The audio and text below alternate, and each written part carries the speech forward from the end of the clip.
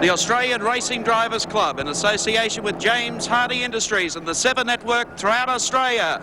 Ladies and gentlemen, start your engines!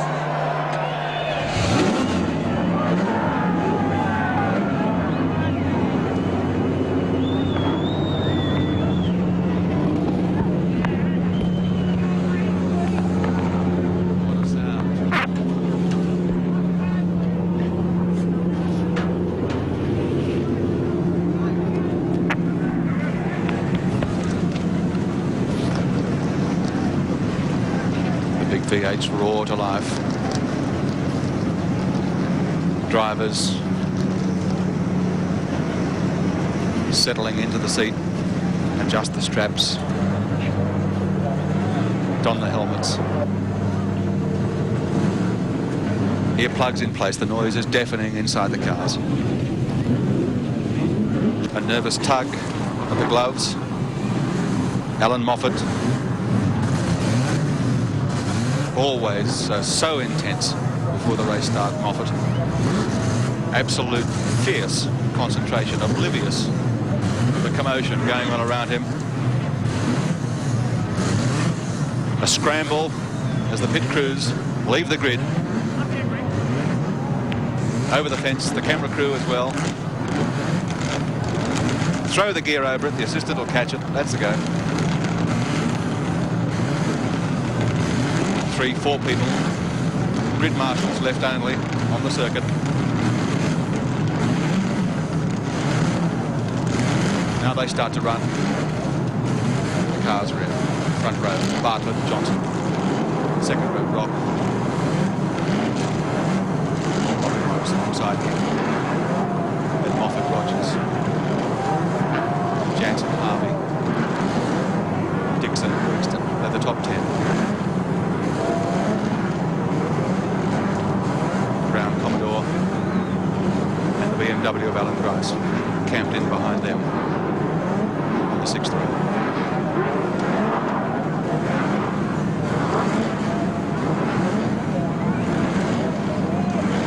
30-second board is about to go up.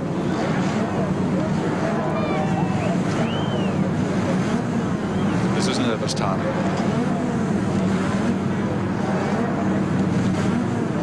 Who is going to win the race to the first corner? It's going to be a mad scramble down there, 235 yards, and then into the left-hander. 30-second board is out. There's Brock preparing to race like the devil.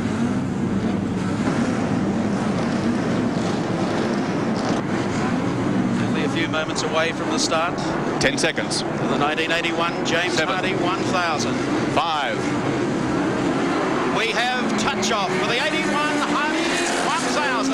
Johnson's and it's Dick Johnson of Queensland who leads from Kevin Bartlett going into the first turn, and just look at that wall of cars. All trying to find a way around that corner. 60 starters as they go through the turn. Let's make sure it is an incident-free first corner. Johnny Harvey's made a great start, slipped through inside of Bobby Morris and is up in 4th place behind Johnson, Bartlett, Brock, then Harvey, then Morris. Standing on the gas, Dick Johnson, but Bartlett is coming to him as they speed up Mountain Straight. Up the top, up the mountain, and across the top. Bartlett was enormously quick up there in yesterday's runoff, despite the wet. How quick can he be today in the dry? Just look at the passing on the straight as they go through there. Now through GTX. It takes them along and they wind their way now up the mountain with this tremendous duel going for the lead with Dick Johnson and Kevin Bartlett. Up now to the cutting. Down through the gears, almost stopping for a moment to turn left. Through the cutting. Now heading onto the steepest part of the mountain. Then, of course, the flat run right across the top of the mountain. A minute 18 seconds to the top of the mountain, the cross skyline for Dick Johnson. Dick Johnson is the race leader. In second place, pole sitter Kevin Bartlett, and Peter Brock is third. Now down through the tricky, the torturous part of the racetrack. Working away hard is Dick Johnson. He's running for broke out in front. And you can imagine the tremendous delight of the spectators along pit straight. when the first lap is completed, and almost a little sideways coming out of the turn and working away at the front straight, Conrod straight, Dick Johnson and Kevin Bartlett. The comparison between their two cars will be fairly evident.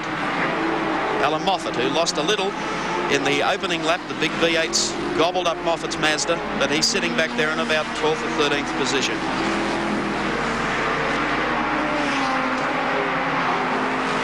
The dice continues down the straightaway as we wait for them to come on in. And it's big Rev Kev Bartlett, who has taken Johnson on the straightaway and takes the lead back.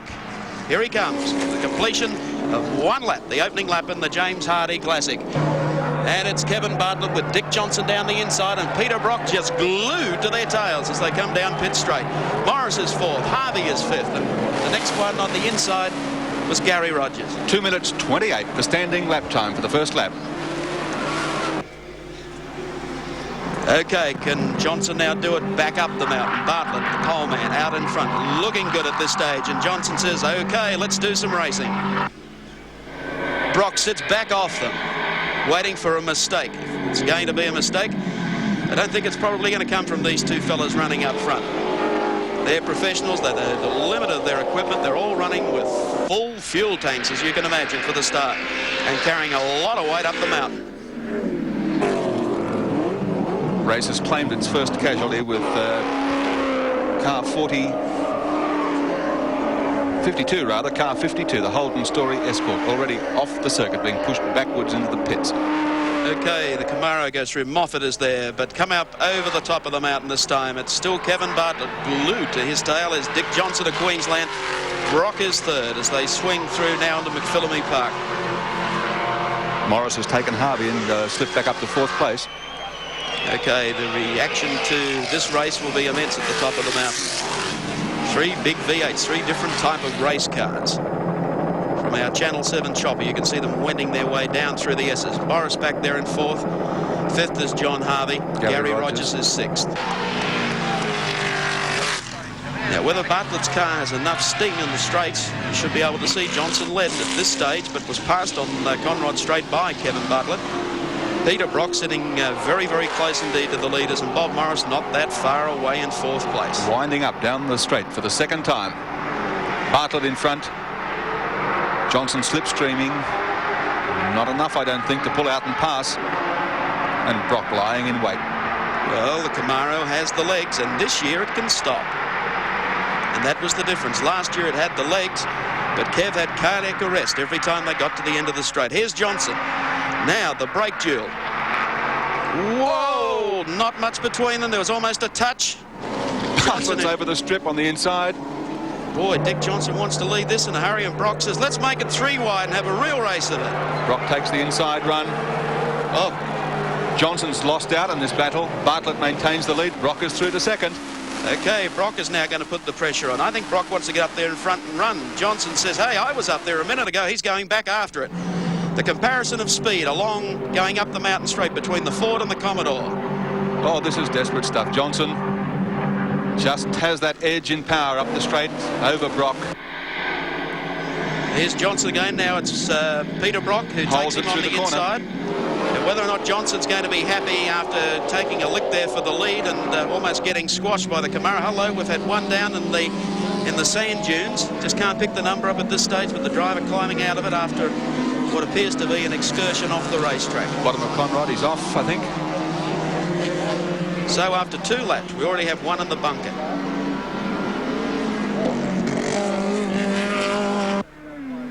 Up over the top of the mountain, Kevin Bartlett in the Camaro. And right on his tail is Peter Brock. Going to put plenty of pressure on Bartlett and see if that thing can stop and run strong.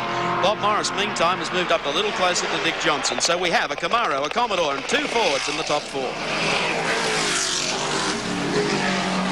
This is pretty racy stuff in the opening laps. Kevin Bartlett is attacking the first 5 laps as though he was going for pole position again. After 2 laps, Laurie Nelson's Capri on the pits. Geez, look at his nose to tail, and Bobby Morris is slipping right into the back of Dick Johnson. We have a tremendous race going here for the lead, and I think Brock is getting a little agitated, just wants to harass Kevin Bartlett a little more, see if he can force him into error. He sat in behind. Look at Bartlett leading left and right down Conrod Straight. He should have the long legs over Brock, but we'll wait and see what the braking is like when they get to the end of Conrod Straight. I'm quite surprised that Brock, in fact, is staying with Bartlett. Here he is pulling out.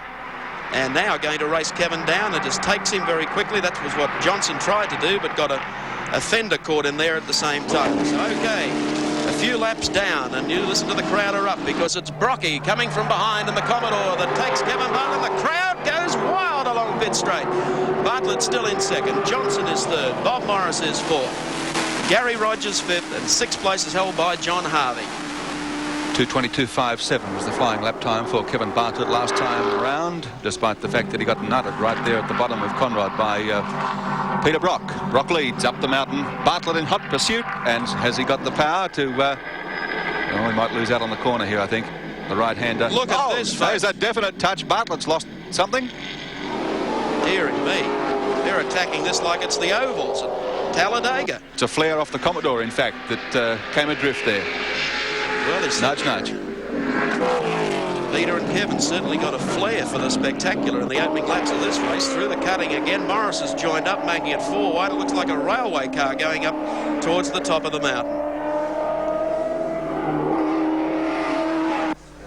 Through the top. Brocky at this stage with a little breather. That's the furthest he's been in front at this stage. Bartlett winds up across the top of the mountain. They're really stressing Camara at this stage. They've kept plenty of pressure on him. I don't know whether Brock at this stage would want to be running out in front. Army Reserve is in the pits for a briefing. Yeah, it's through the Esters. Peter Brock looking good at this stage for the Marlborough Holden dealer team. Yeah, boy, this is the part of the racetrack that shows a professional. That's how smooth Peter Brock is. You can see he's just opened a gap up now on Kevin Bartlett. They've put the pressure on the Camara. But right here and now, most people's predictions have gone out the window. Have they what? They said Brock wouldn't be able to keep pace with Johnson and Bartlett in the early laps. He's in front. Okay, I'm not quite sure if he wants to be setting that pace, but he's doing just that probably. Wisely to stay out of the duel that was engaging Kevin Bartlett and Dick Johnson. However, heading down Conrod Straight at this stage, Peter Brock with the wood on them. In second place still Kevin Bartlett, and now it's Dick Johnson who ranges up behind Bartlett as they head down to the completion of another lap. Johnson was thinking about what Peter Brock did the lap before, but decides to tuck in and see if he can have a shot going back up the mountain one more time. Okay, oh, dearie me, Brock, I think has got problems, has he? He's pulled to the outside, and Bartlett, Brock is, I think, in trouble.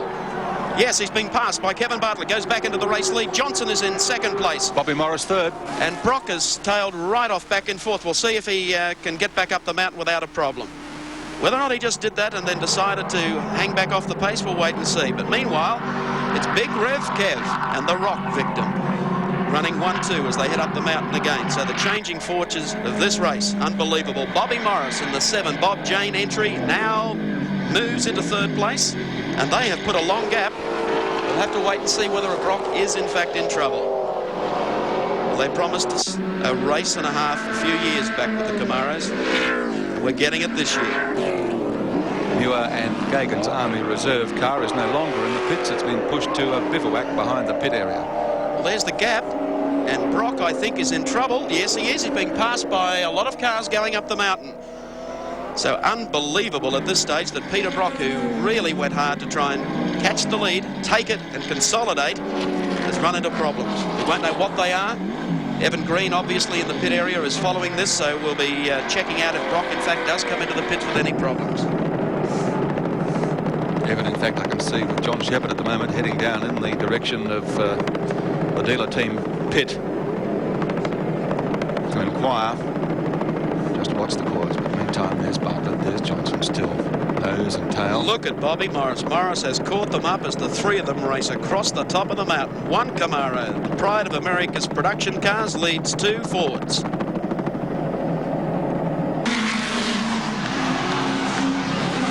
Okay, they swing through onto the front straight, Conrod straightaway, down the straightaway, and we'll see whether Johnson is going to mount an attack. That could be Brock further back.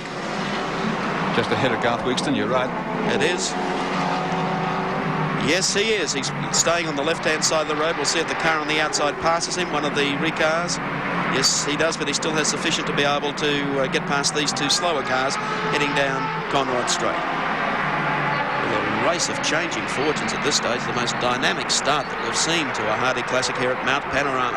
At the moment, it's still Kevin Bartlett leading from Dick Johnson and Bobby Morris. And get ready for a change, because coming down pit straight, it's Morris and Dick Johnson who find the wood. And now, at the end of pit straight, going back up the mountain, it is now Dick Johnson who takes over the lead as Peter Brock comes into the pit area, and certainly an unscheduled pit stop.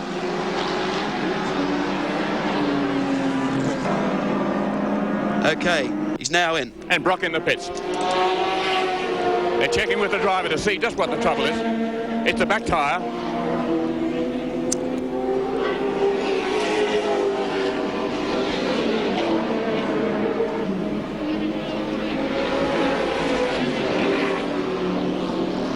Peter taking some of the fruit juice there. Speaking to Bruce Nowacki at the moment. I won't go near him. He's got a lot on his mind to such an early stop. He did have it coming together with Kevin Bartlett. It may just have been some rubbing at the back there. They've added fuel, but that was merely to top up and take full advantage of it. I'll have a word to Bruce Nowacki now.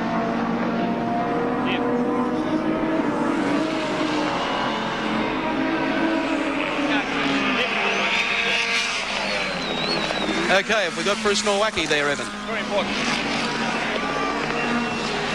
Up the top of the mountain, Dick Johnson leads from Bartlett. What a race of changes. YG Brock didn't rejoin the race at all. He's pulled off behind the pit row and he's gone back to the Marlborough Holton dealer team encampment. There he is. YG, this is a shock.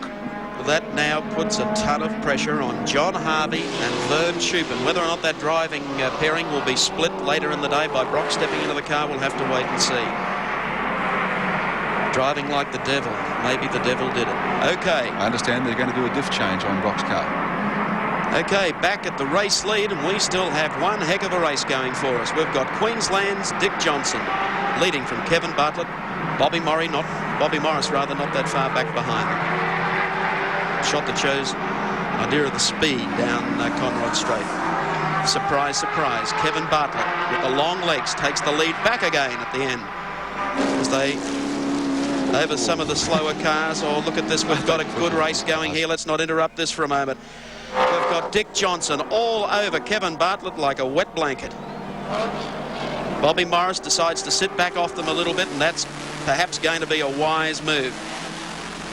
We have these two big V8s setting a tremendous pace out in front. Bartlett's so quick. At this stage, though, Dick Johnson manages to be able to pull the Camaro in as they head up the mountain, but down the mountain, of course, Bartlett has the long legs, but a great race going between these two. Okay, back to Evan Green in the pits with some information on Peter Brock. It looks like that bump between Kevin Bartlett and Peter Brock might have disastrous consequences for the Holden dealer team, because the word, John Shepard, is that he has axle trouble. Yes, and by the look of the road here, Evan, when he pulled out of the pits, he's left one black mark, which would indicate he's got some problem in the rear axle, and we hear that it's actually broken the rear axle, but I'm not sure that the accident with Bartlett would have caused that, because it's driving on the right-hand wheel. I'm sorry, it's driving on the left-hand wheel, and he hit on the other side, so it's... Unless with a shock through the... Possibly so. In case the dip might be suspect. Yes, yes. Now, how long is it going to take to change? I don't believe with the problem they've got, they're going to be in the hunt.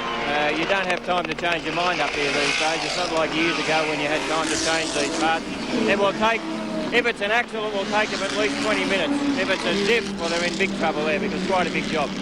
So early in the race, it might be the end of the Hardie event for the man who's run 5 times, Peter Brock. Back to you, Mike Raymond. Thank you, Evan. We're catching the action over the top of the mountain, about to come back down Conrod straightaway again with Kevin Bartlett out in front, running strongly. Dick Johnson in second place, and Channel 7's Bob Morris is in third place. Back behind in fourth place is John Harvey in the second of the Marlborough Holden dealer team Commodores. Gary Rogers is the next one on number 11, and then number 27 is Garth Wixton of Tasmania. Car 21 follows. That's Ron Dixon's Camaro, and then the first of the lower class cars, car 44, the BMW. Okay, heading down to the end of Conrod Straight. The braking duel is on again between Kevin Bartlett and Big Camaro.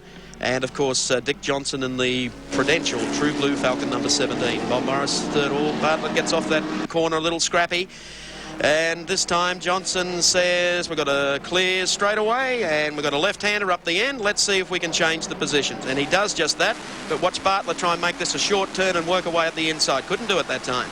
So Dick Johnson now takes the lead back in the race. Second place Bartlett. Third place is Bobby Morris as they head up the mountain once again. Morris has got to be the man smiling at the moment, hasn't he? I think Morris is setting just the right pace. He's just letting these two pass and repass each other, and if something happens where they come together, smiling Bob's going to be sitting there ready to pick up the pieces. 7 laps. Dick Johnson in front. Once more. Kevin Bartlett second. Bobby Morris in third place. Then John Hardie. Gary Rogers. Garth Wigston. Ron Dixon. And then the first of the 6-cylinder stroke rotary cars. And there are two of them running back-to-back at the moment. Car 44, the Grice BMW, followed by Alan Moffat in car 43, the RX-7. Over the top of the mountain, and these two professionals who know absolutely the stress that their cars can take. They have absolute respect for each other. They're two pros, as I've said. They can race door handle to door handle without coming into any form of collision. But at the moment, it's Dick Johnson of Queensland, the 17 True Blue Prudential car. And moving up to keep the shade off his bumper is Kevin Bartlett once again in the 9 Camaro. Bobby Morris sits back off the pace by about 25 metres. That's a good place to be at this stage. And once again, Conrod straight away. Now we'll watch the speed of the Camaro. Can he pull back that short lead that Dick Johnson is enjoying at the moment? Tell you what, there's no doubt about it. A set of four-wheel disc brakes has made somewhat of a difference to the Camaros this year. At this stage last year, Kevin would have been thinking about changing rear pads. Okay, Conrod straight, the battle is on. Johnson says he can run this 178 miles an hour. Bartlett pulls it out and says goodbye. 181 perhaps, or maybe they're not running at that speed. Now brakes. Johnson conserves, knows that he can at least stay with the race leader. Bartlett's not going to run away from him. Bartlett gets a little out in the dirt there, and he didn't so much that time. The previous lap he did, and that of course enabled Dick Johnson to take the lead. Morris is still back in third place. Just look how close they are. This is a 1,000-kilometre event. It's not a round of the National Touring Car Championship over 100. No, I've only had 8 laps down.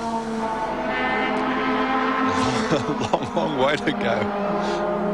Well, it's quite obvious they can't keep this pace up all day. However, at this stage they seem to be enjoying it, racing nose to tail up the mountain and then pulling out and trying to repass down Conrod Straight. Well, one thing you can say about both Bartlett and Johnson, they only know one way to race, and that's 100%. Okay, they've cleared out just a little from Bob Morris. Bob's got an open racetrack though, and he certainly has them in his sights. Bartlett is very spectacular through the cutting. Gets the tail out just a little bit. Johnson sits in behind. Heading up in the direction of Philomene Park. Just look at the speed. We've got one park further back there on the inside. We'll pick that up later for you. Okay, a little sideways motion that time. A little bit of paper blowing off the racetrack. And the crowd would just really be loving this at the top of the mountain. Kevin Bartlett in the Camaro leads Dick Johnson, Bob Morris. Johnny Harvey still holding down 4th spot in the second dealer team car at the moment, and hasn't he got a weight on his shoulders with Brock in behind the pits with diff problems. 5th spot Gary Rogers in car 11, which was in fact last year's winning Brock car, now been taken over by Gary Rogers. Then Garth Wigston, car 27, the Tasmanian entry. Then the second Camaro as they stand on the track, car 21, Ron Dixon, the Barbecues Galore entry. And then, as I said just a few moments ago, the first of the 2 6-cylinder and rotary class cars, car 44, the BMW of Alan Grice and David Hobbs, followed on the racetrack at the moment by Alan Moffat in the Mazda RX-7. Well, this great dice continues, and it shows promise of continuing for quite a while. We'll take a break and return to all the action live from Mountain Panorama at Bathurst.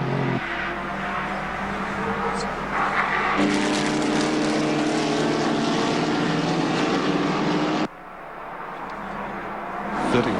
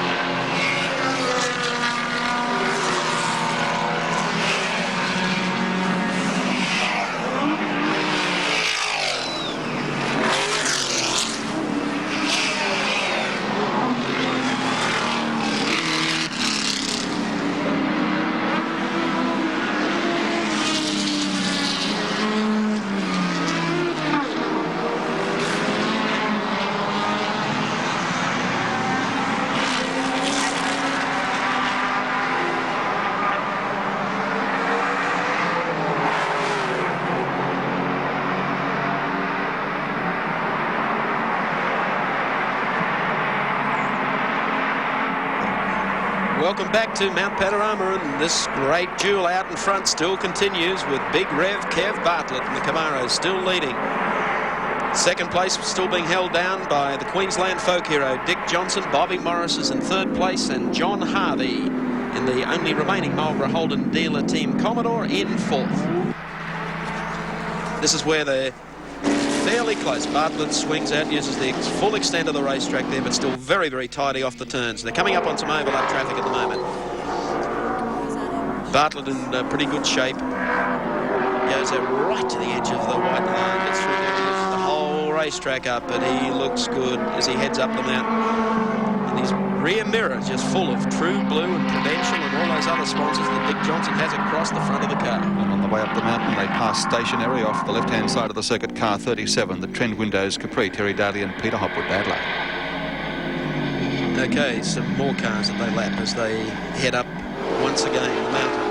Car RX-7 there, they just whip past. They take the right-hander and the left.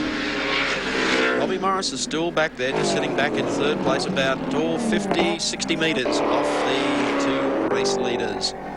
Bartlett gets out of that turn in pretty good shape. That's a part when they're changing gears and go over that little lip where they can really scream the engines. Okay, Dick Johnson, I tell you what, if he was any closer, Kev may as well open the boot lid and he could climb in. They are using all of the racetrack, so they are treating this first 10 or 12 laps like a sprint. Terry Lee, high in the sky, we take in the action as they sweep across the top of the mountain.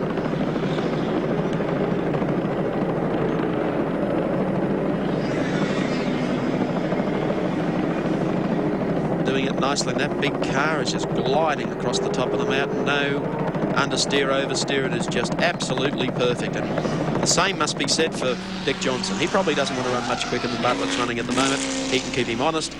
It's a cool day. It's sunny, but it's cool, so they're not going to have an overheating problem. These are the two men that were absolutely quickest in time practice on Friday. These are the two men who coped with the change to the appalling wet conditions yesterday in the run-off for pole and finished up on the front row of the grid. And here they are again, dicing for the lead in the great race, the James Hardie 1000. Bartlett absolutely screaming down Conrad. Johnson has been left behind there in the wake. Down through the gears, and if Kev can keep this up and everything works well, he is looking good at this stage of the race. Johnson in second, just makes up a little under brace. Bartlett now attempts the inside as he laps Peter Williamson by the look of it.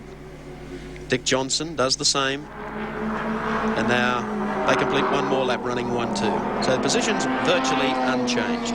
2:21.63 was the flying lap time last time round. Now for a race time, that is enormously fast. Yes, that was practice time.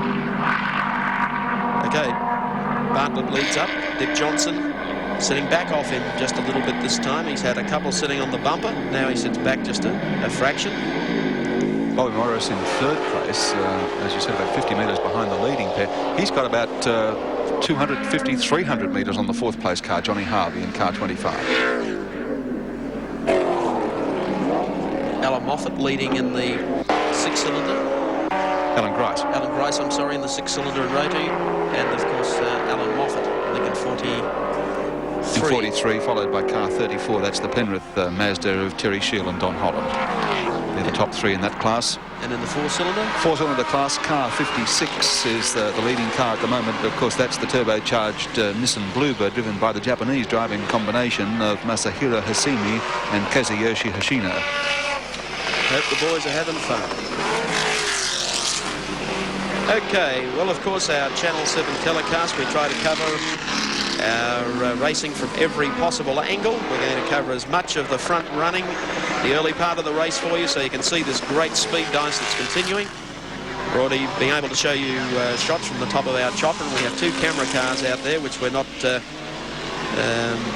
going to get involved with, apart from just show you some pics for a while of what it looks like. And I think we've picked up on Peter Williamson's car as he heads down Conrod Straight. We won't trouble Peter for commentary at this stage. We'll just have a look at what the action looks like. If you think that's quick, you remember back one lap and you had both the race leader Kevin Bartlett and Dick Johnson just go straight by Peter Williamson. Peter Williamson second in this four-cylinder class at the moment on the racetrack. He's in second spot behind the one we were just talking about, the Nissan Bluebird with the Japanese drivers.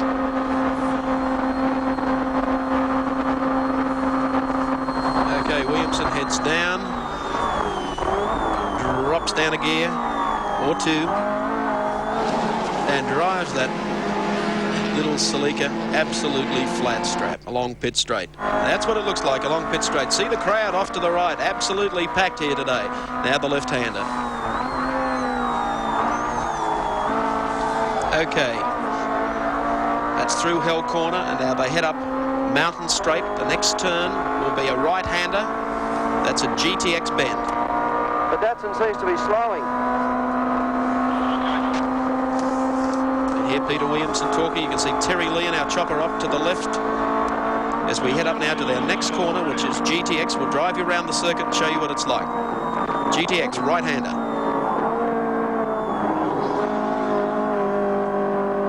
Now once again steep climb up to our next, which is the cutting, of course. Where's Brock? Through the cutting. Here we go now. Through the left and the climb once again up the top towards Reed Park. Watch that needle climb. Keeping an eye on the tachometer. 6. Wow! Hello, John Harvey, and goodbye. So if you thought you were running quick, he's running away from Williamson. Okay, across Reed Park. Williamson might... Going down into Castrol. If you've been eating bacon and eggs in Western Australia, stand by. We're going to come over the top of the mountain and down through McPhillamy to Skyline. Down through the gears. Left. Right. Left. Right. A left. Another right. And down through the gears to this gradual left-hander that gets very, very touchy as you come out against the wall. And you're back on Conrod Straight. There's one lap with Peter Williamson. Well, remarkable picture. And that's only a sample, because we've got another race camera in the Alan Grice BMW. We'll be seeing pictures from that a little later on, and of course we'll be having commentary out of both cars as well. All that and more to come from the great race when we return to Mount Panorama.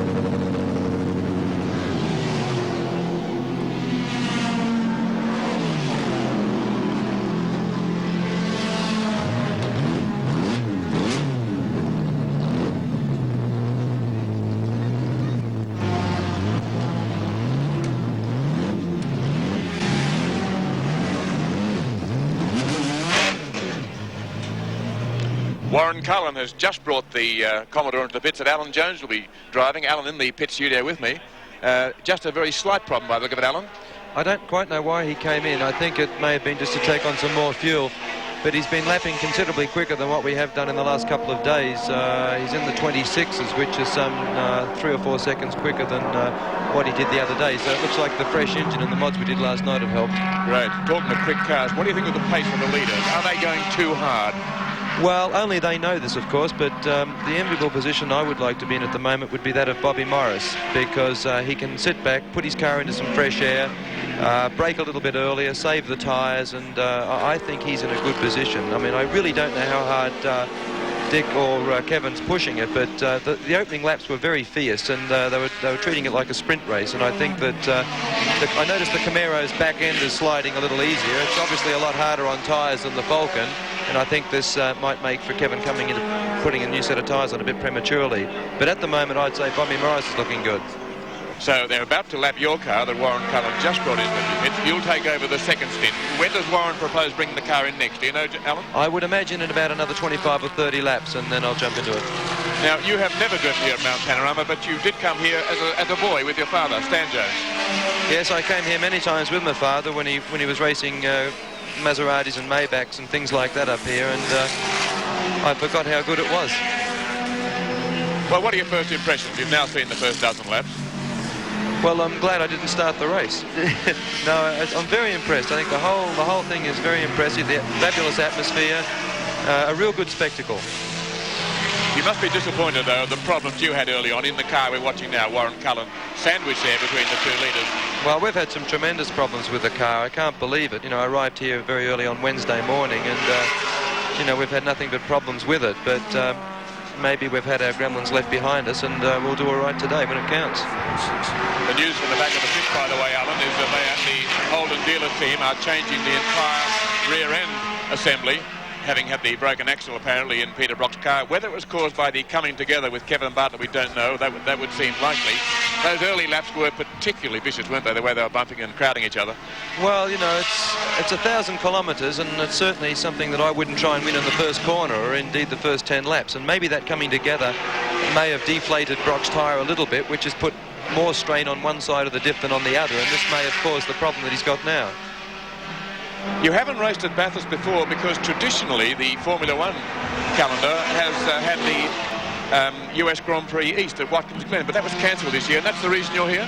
That's correct. I mean, normally I'd be in upstate New York right now, probably asleep with the time difference, but I'd be there to compete in the United States Grand Prix. And fortunately for me, that venue's been cancelled, and the next race is not until Sunday week at Las Vegas, so it'd give me the opportunity to come here, which I'm very glad of. So I noticed Kevin Bartlett's Camaro is getting more and more oversteery in his pursuit of Dick, and I'm sure he's going to be in for tyres not before too long, particularly rear ones. Now, I know tyre wear is a problem also that must be concerning Dick Johnson. There was a good view there, just that slight little touch as KB put the tail right out and touched the grass there. It must be worrying both drivers, but it would seem that the Chev Camaro was going to suffer a little earlier with tyre wear. Well, I think so. I think at this particular pace, Dick is probably in a better position because his car's a little bit lighter on all the components than what the Camaro is. And if Dick can get out into the fresh air, which he currently is at the moment, and drive at his own pace, you see Kevin's getting more and more oversteery with every lap. And, of course, it's a vicious circle because the more that you do that, the more the tyres heat up, the more they heat up, the less adhesion you have. What sort of factors go through a driver's mind in a race like this? You mentioned tyre wear. What else must you consider in conserving the car while you're trying to go so fast? Well, I think all that very late braking in the early laps wasn't doing anybody any good either. I think Bobby Morris was in a position where he could sit back and maybe, sit back and have a look at the other drivers and brake a little bit early, conserve his pad wear. And when they're racing like that in a sprint race, they're really getting into the brake pads and also their tyres. And, of course, there's a long, long way to go yet. The news from the pits is that the work on Peter Brock's car is almost finished. We might try and get there, Mike Raymond, to see what's going on. I'll hand over now to you. We'll talk to Alan Jones a little later on in the telecast. In the meantime, it's back to Mike Raymond. Thank you, Evan Green, and our thanks to Alan Jones. Well, Dick Johnson still the race leader, keeping in mind that laps of this event are sponsored the Coca-Cola bottlers. $50 a lap to the outright leader for the first 80 laps. Now that makes up $4,150. Keep in mind that Dick just looked like he had $50, but Of course, Kevin Bartlett just took one more 50 off him. He's gone back to lead it again. And number 9, second is still Dick Johnson. And third is Bobby Morris. So they have that raging battle still going, swapping the lead. I hope they've got an accountant to work out who's getting this lap money. They've changed so many times. So what's happened at the moment, you see, is Dick's been leading all the way down Conrad and Kevin's been passing him and picking up the lap money. Okay, it's Kevin Bartlett and Dick Johnson. Johnson in the true blue Prudential entry. Bartlett and the Camaro in front. They've been glued together. Back in third, still Bobby Morris. And fourth place being held down by John Hardie in number 25. IBM computer tells me that Bartlett and Forbes are piling up more money than Dick Johnson is at the moment. Okay, Peter Brock's car is now being backed out. By the look of it, they have completed repairs on Brock's car. He is still a number of laps down. And you can see the frantic work as they try to get the car out of their team pit area. They'll come down and bring it back into the pit road. Don't worry about the banners, boys. Well, the $100 in lap money that he's got so far will pay for that replacement. Okay, we'll see if he's coming straight out. Certainly going to add a lot more interest to this race. Back at the top of the mountain, Dick Johnson thinking about the pass and just move to the outside. Not so much trying to telegraph to Kevin Bartlett. He's still there and ready to pass again. We heed the words of Alan Jones talking about his view of how the Camaro is running at this stage. The tyre wear factor could play a very significant role in the outcome of this duel that we're watching at the moment. 16 laps completed. The race leader was Kevin Bartlett, Dick Johnson, Bob Morris, and of course John Hardie. Glued together down Conrod Straight. Kevin Bartlett used the inside. Johnson went across there. Kevin came back again. Alan Rice leading the six-cylinder class in the BMW car 44 is now 8th position outright. Just behind him is Murray Carter's Falcon moving up in the field, and then Alan Moffat's Mazda RX-7. Okay. Heading up the top of the mountain, Peter Brock is now back in the race. Okay, very interesting to see how much work they've completed and what the actual problem was with Peter Brock's car. Come in, Evan Green. Thank you very much, Mark Raymond. I have with me John Shepherd in the pits. John, you are following the work going on. What did they do to the Brock car? They fitted a complete rear axle assembly to it. Both the rear axles were twisted. They didn't open it up, but they feel that the whole diff assembly is collapsed, so they just fitted a complete rear axle assembly to the car. Would it be a result of the bump with Kevin Bartlett? I'm doubtful.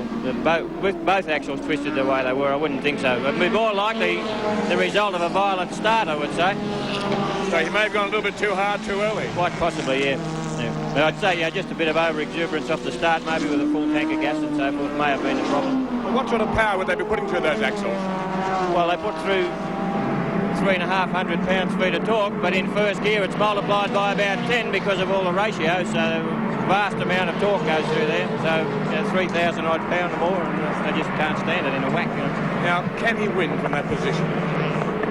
I'd say he's like the boy pushing the barrow at the moment. He's got his work ahead of him, and 20 minutes to lose is a long, long time here. And as I said, I don't think you've got time to change your mind here these days. He's a very hard job to do it from there. John Shepherd, thank you. Back to you again, Mike Raymond. Okay, Evan. Peter Brock is back out on the racetrack and will probably be driving like a devil. We're going to take a break and return with more live action from the James Hardie 1000 at Mount Panorama.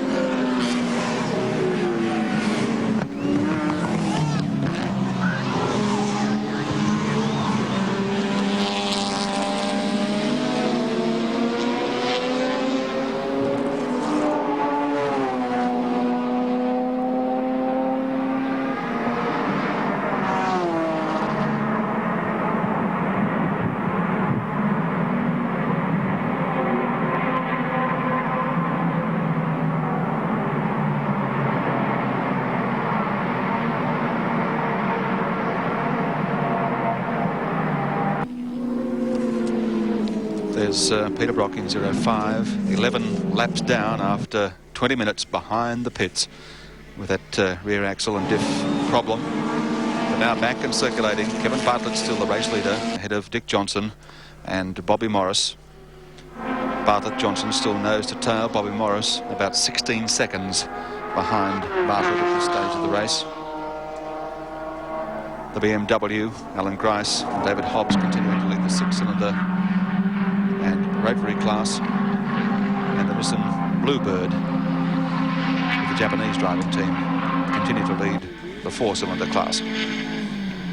Well, one car that struck trouble early in the race was, of course, the Army Reserve Racing Team entry of Robert Muir and Big Pete Gagan, the Ford. They had some problems. This, of course, will show you them replacing, I think, a sump gasket.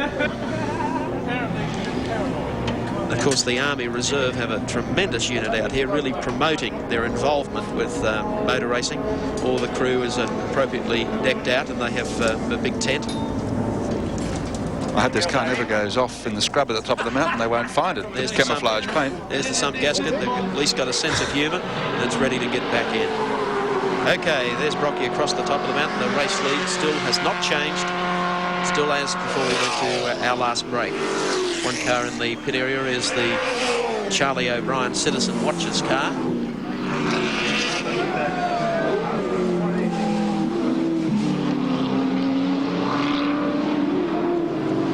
So Peter Brock, as you've seen, the man who was trying to take this out completely, make it in a row with Jim Richards, and luck I would suspect goes against that, but the Brock preparation, the dealer team preparation of this car is immaculate. And whilst he is down a lot of laps after replacing the complete axle housing, don't bet against Peter Brock not coming back up during the day. He knows how to conserve and run strongly. On the IBM computer printout at the moment, it reveals that Peter Williamson has assumed the lead now in the 4-cylinder class in the Celica car 77, and the Japanese Bluebird entry has slipped back in that class to about 5th position, so they might have something just amiss with that vehicle. I see that in the outright situation, John Goss in the big V12 Jag has moved up into 11th place.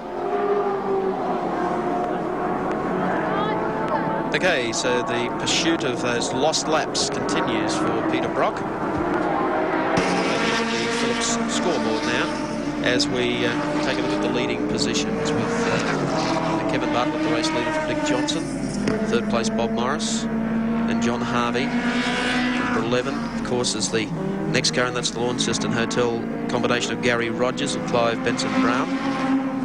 Number 27 is further back, of course. That's the Garth Wigston, Steve Harrington Commodore, the Roadways entry. And then Alan Grice, who is very, very strongly placed, 6-cylinder car. They're separated by Murray Carter on number 18, and 43, of course, is Alan Moffat in the Peter Stuyvesant RX-7. And then, of course, number 10 with Johnny Goss coming into contention in the K-Tel Jag. Talking about John Goss, here he is heading up the top of the mountain. The big Jag, the V12, carrying a fair amount of weight. And they've been trying to develop this car here at Bathurst over the past few days. Almost are coming together. That's very close indeed. As the brown car goes through, that's the Recar entry. Heading up the top of the mountain. Looks like another one of the Recars, so they've got it nicely squashed in between the pair of them as they head up there. Sweeping up into the mountain. Looks like all the networks were represented here today. Johnny Goss for 10 and also for K-Tel and the V12 Jaguar. But he's made the top 10 so far, so that's a fairly handy place for Goss to be. This car surprised a lot of people with its performance, initial performance at Sandown Park a few weeks ago. And Goss is in there and splitting the 2 Recar team Commodores.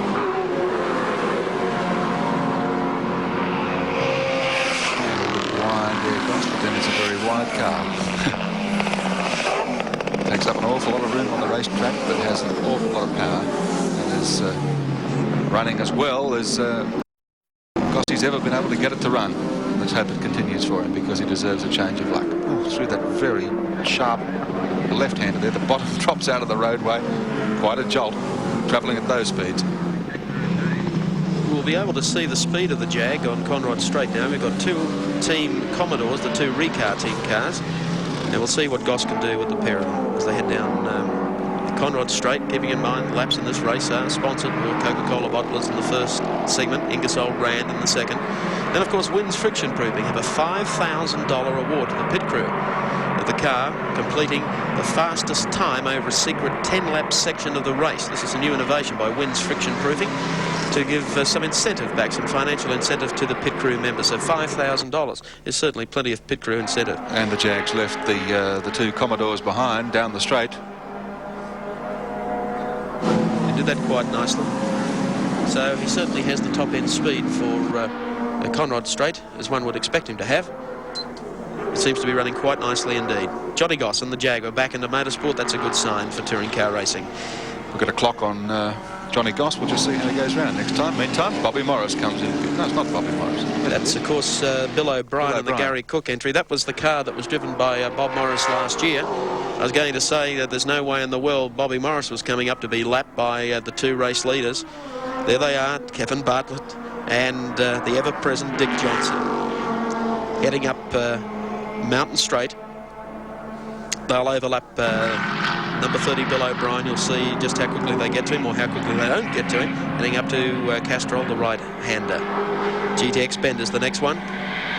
Bill O'Brien, I'm sorry, on the outside. Johnson decides he'll sweep down there on the inside as well with Kevin Bartlett to keep them all fairly honest. O'Brien does the right thing and stays out of their way, and so he is already now a lap down. Another one of the slower cars signals Bartlett around the outside. Sweeps into the cutting through there. Then they come back up on the approach once again to through the quarry.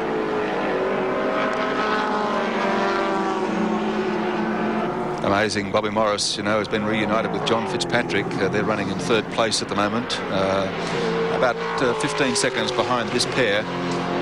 Fitz and Bobby Morris won this race in 1976, and on that day in 76 it was Bobby Morris's birthday. He's reunited with Fitz today, and it's Bobby Morris's birthday. Okay. Shot as we pan across down to the Conrod straightaway, where you'll see the leaders go through very shortly. That's Bill O'Brien going through the Everlast Falcon. Very, very similar paint jobs, I must point out, the O'Brien and Morris car. Morris's car is the brand new Ford, having its first run here today. Brock has been in the pits, a quick stop, and is on his way out again.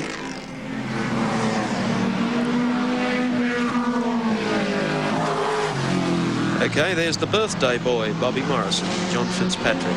Gary's already told you about the interesting combination. When you go back, 1976, the winner of the Hardie Ferrado, as it was then, with John Fitzpatrick, and they're back as a combination today in a new car that even Alan Jones believes could be very, very competitive and up amongst them later in the day.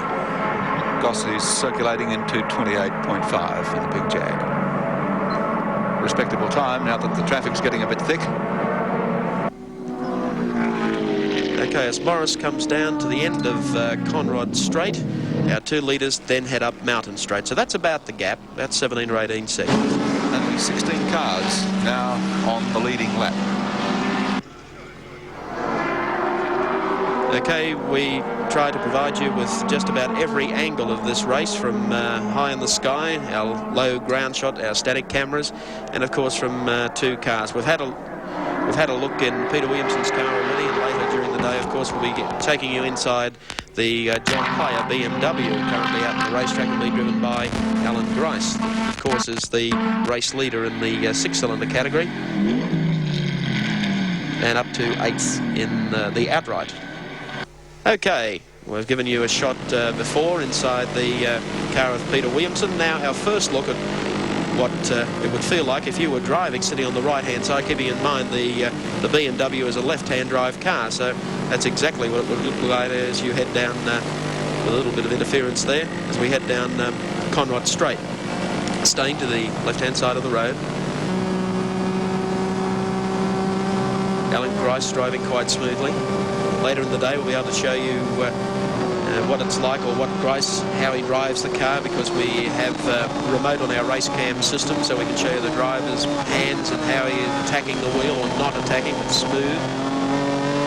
Okay, so Grice comes under the Hardie bridge, heads down pit straight into the left-hander at Hell Corner. Through there quite smoothly. Heading now up Mountain Straight towards GTX Bend, the right-hander. Car very, very competitive. They've had problems with it, a few minor problems in practice, but as you can see, Alan Grice heading up the mountain. We'll have more in store from our camera cars, our chopper, and 23 other camera locations around the circuit when we return to the James Hardie 1000 from Mount Panorama at Bathurst.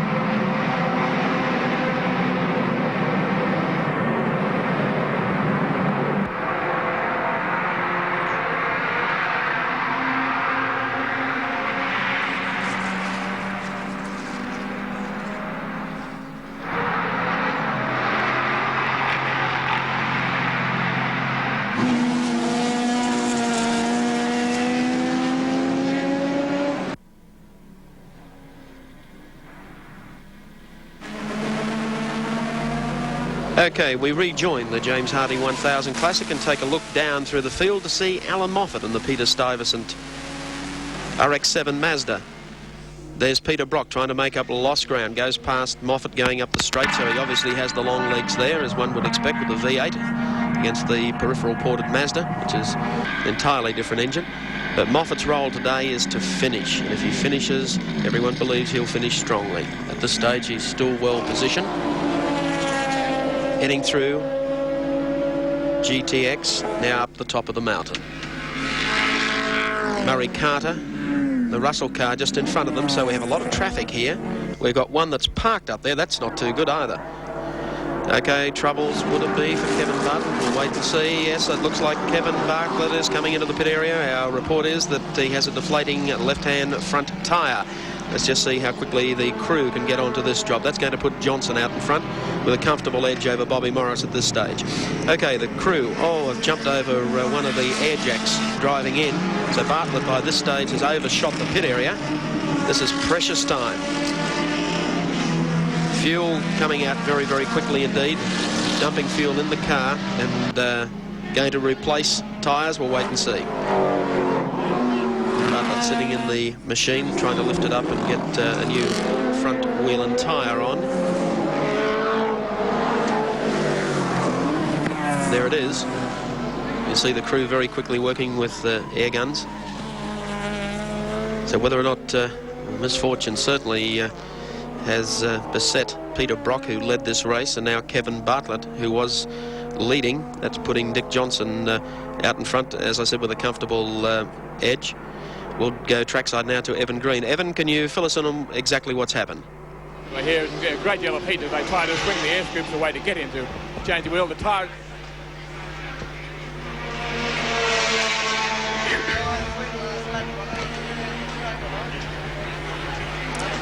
Okay. Trouble, but winding the wheel on, you can see that desperate efforts to try and unhook the metal. That fellow's going to get himself burnt hands there. It's very hot in there with all the heat from those front disc brakes. There's some dismantling now having to go on. They're trying to work from the inside of the guard so that they can get that metal clear. An oil line has just been disconnected. We're sprayed with hydraulic fluid here. I suspect they're trying to disconnect the brake on this side. The other side, they say, not so bad. I'll see if I can speak to Kevin. He's a bit remote from it. I'll go over here. Kevin, can you spare us a moment? Very frantic times those early laps. Too hard, or does the car feel okay? Fine. It's just a complete nutter amateur nincompoop got in the way and turned right, just turned straight across my path, put me straight into the fence, and I took him, mate. That guy has to be black flag. I'm going to punch him in the mouth when the race is over, and that's a fact. And he said that with some authority. Just having conversation with co-driver Bobby Forbes. You can see the damage on the guard. The fiberglass extension has been cracked. The paint on the other car there.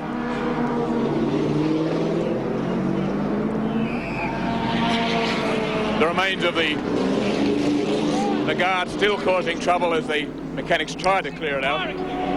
They're going to get fire extinguishers out now because of the heat. I suspect they're concerned that they may have a fire there. There's some hydraulic fluid leaking from the front. The mechanic with the fire extinguisher comes into place, has it ready. He may give it a dousing with foam. A rag is the next order. Things are pretty hectic here in the pits at the moment. I have John Shepherd with me while we watch, John. These are the moments in which the race can be lost. Exactly, Evan, and this is the sort of thing that you, as I was saying before, you have a problem like this here, you don't count on them in the first place. A car like this is running so strongly, and a minor problem like this, and everything's gone astray now. What are they doing on the inside there? I can't quite see where they're draining hydraulic fluid. Yes, damage to the brake? It seems that way, Evan. I'm just trying to see myself, and I'm trying to have a look without getting in their way, and I feel that I don't want to get involved because they don't need us under their feet, but they're cutting pieces of bodywork away and all sorts of things. Okay, thanks very much, Evan Green and John Shepherd. Well, drama in the pits, Evan. Got those few words from Kevin Bartlett leading the race, and a slower car has taken him out into the wall. He's been there for 3.5 minutes. And there's a lot more drama to come when we return to Mount Panorama at Bathurst for the James Hardie 1000.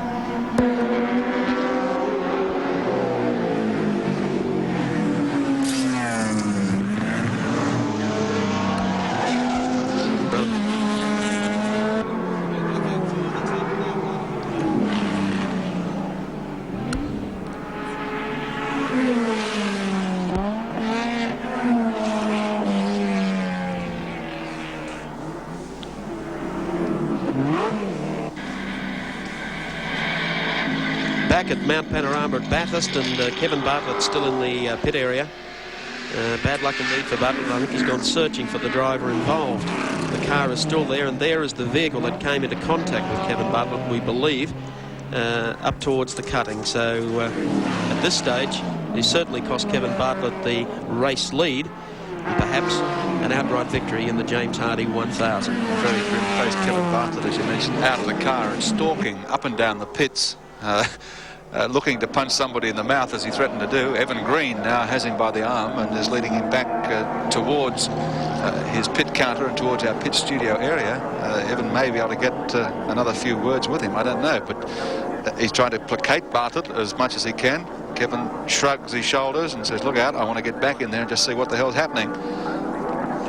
Well, obviously they've shredded the tyre completely off the wheel, and they've got bits of metal absolutely everywhere there. That is absolute wretched luck for Kevin Bartlett. The manages to snatch pole position here. He's done it for 2 years in a row. 7 minutes they've been there. And they're going to be there a lot longer by the look of that. I think a very distraught Kevin Bartlett. That's his co-driver Bob Forbes trying to console him. I think Evan wanted to have a talk. Okay, well, let's go down to Evan Green.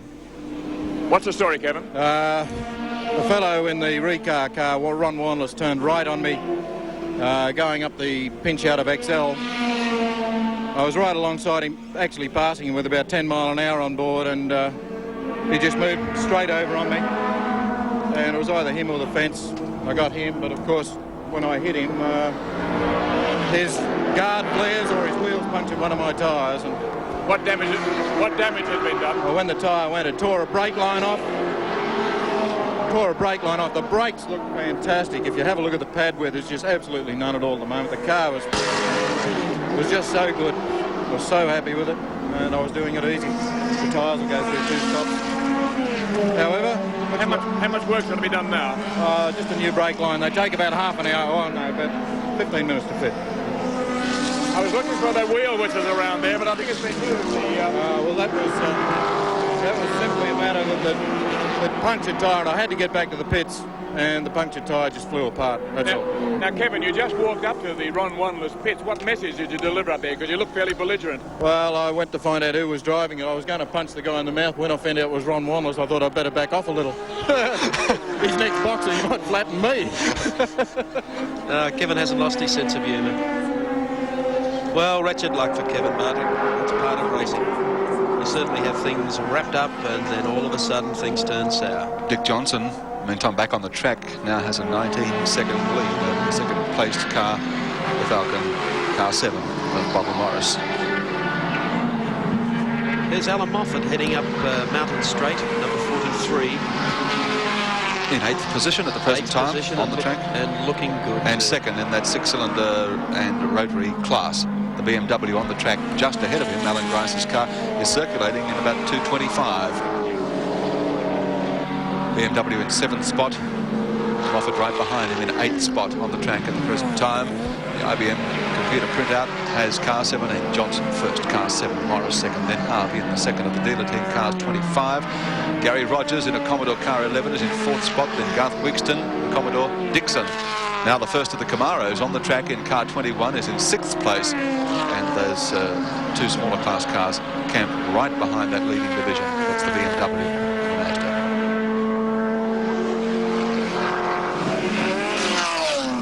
Okay, let's have a look at Alan Moffat as he comes over the top of the mountain. Seems to be something dragging on the track underneath his car, Mike. Could be something just caught on the spoiler, a bit of paper or something. Could be the spoiler, has he? He was very, very concerned during practice yesterday about, yes, he has. He's lost the spoiler. Now, that will have some marked effect on the performance of the Moffat car, because that was one thing that Alan was concerned on. They've been replacing front spoilers. The car sits so low to the ground. When he takes a bump, and you can see that clearly underneath the car, there's a bit appear to be jammed there. But at this stage, he soldiers on in the race, and he's certainly still in the top 10 in the peripheral ported Mazda. And perhaps during a pit stop, they can effect a very quick change to the front spoiler. His co-driver, of course, is Derek Bell, the co-winner at Le Mans this year. The IBM computer informs us that of the first 20 cars, 17 in fact are 8-cylinder and over cars. There are only 3 of the smaller cylinder class cars in the top 20 at the present time, and those are the 2 that we've mentioned. The BMW car 44 of Alan Grice, Hello. car 43, the Moffat Mazda. That was Peter Williamson's car with one of those yank tanks that Peter likes to talk about, but this time it's running away from him, going up the top of the mountain. We'll take you for another lap around, eh? Okay, that's Ron Dixon, I believe, that is leading the Williamson Celica across the top of the mountain. The top of the mountain, of course, takes in McPhillamy Park, the Castrol Tower, which we go past over Skyline, down into the Dipper. He's holding pretty well to Dixon's tail. Watch him catch Dixon up in a rush now. Okay, Dixon is now trying to pass this slower car in front of him, so he pulls to the left. And now he swings across, and Peter also takes that car. Heading down into Forest Elbow. Now watch at the speed difference now for you people back home. There's the Chevy Camaro. When do you want me? Okay, Peter Williamson, take it away. When do you want me? Good morning, Australia. Welcome to Toyota Territory, Bathurst 81. The race has settled down now. We're running second to the Japanese entry in the Datsun Bluebird turbos. We're being trialled by Graham Bailey and the other Celica, and the race has set its pattern. There's been a bit of drama, as you're probably aware. Hang on a sec. Don't want to miss there.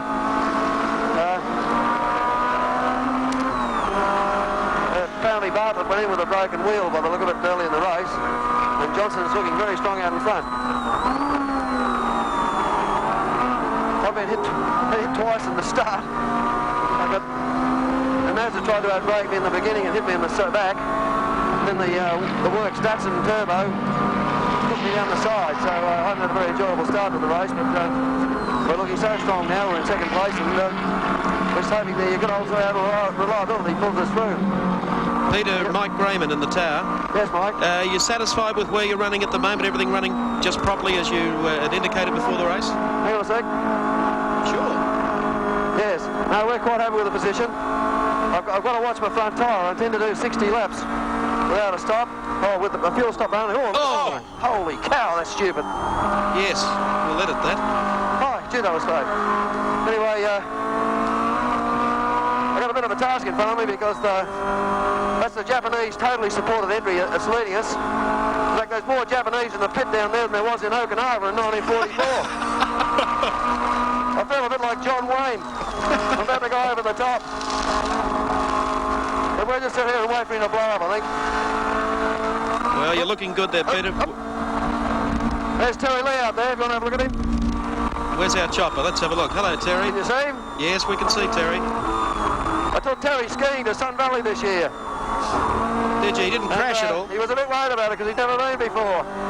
You bet you weren't as quick on the slopes as you are on Conrod. And we took him up the top of the mountain, and he said, holy. He said, I tell you what, Willow, he said, if I ski down there, you come for a ride in my helicopter. He skied down, but only just, and I'm not looking forward to that helicopter ride. I think he'll fix me right up.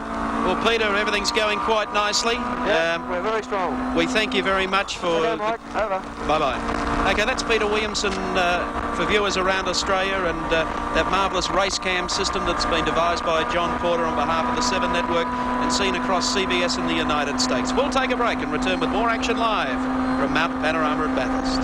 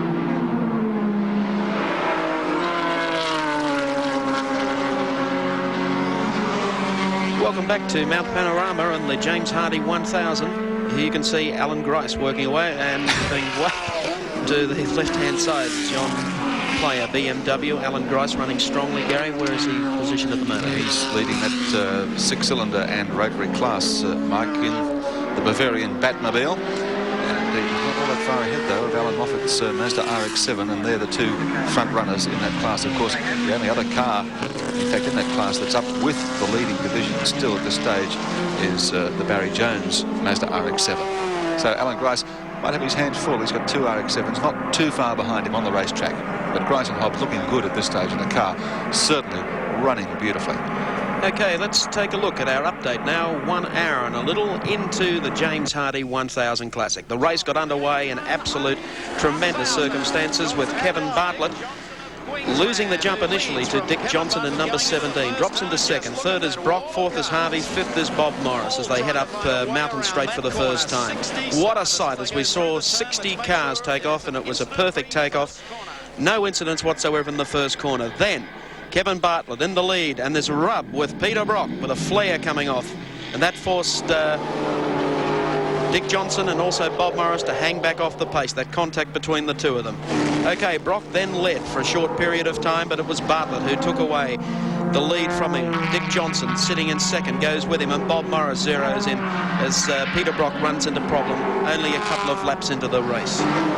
Brock then went to the pits at number 05. Everyone thought it was just for a customary change, but it was to be a major disaster. They had to take it behind the pit wall, repair the car, the complete rear axle assembly. However, after working on the car, Brock came back into the race. Made a very, very speedy return to the racetrack after almost knocking one of the spectators over. Then, of course, we have this replay with Peter Williamson with John Harvey stalking through to try and take over fourth place. All of this action occurred in the first half hour of the event. Brock, though, after working on the car, managed to rejoin the race. Came back along pit road, tore the Marshall's banners across, and then went back to join the James Hardie event. That's our first hour update in the James Hardie Classic. Just to update that update too, I understand that Brock's car 05 has now been spotted by a couple of people around the circuit blowing smoke. Well, there's a race of problems at the moment for Peter Brock. Looking so good yesterday in the wet, so good in practice, and so confident. Undoubtedly Australia's most professional race car driver, probably more wins than anyone else. Okay, following the John Player BMW, coming down onto Conrod Straight, takes it nicely through Forest Elbow, and here he heads into Conrod Straight now. Still leader in the class, Alan Grice, in the six-cylinder category, and up running strongly in the top 8. Johnny Goss, the Jag V12, is in the pits. There's the speed. You can see the John Player BMW, a car that is noted for its reliability. Grice, I think, is delighted to be running this machine this year at the James Hardie Classic. Brock is back in the pits. Brock back in the pits. The Bartlett car is still in the pits.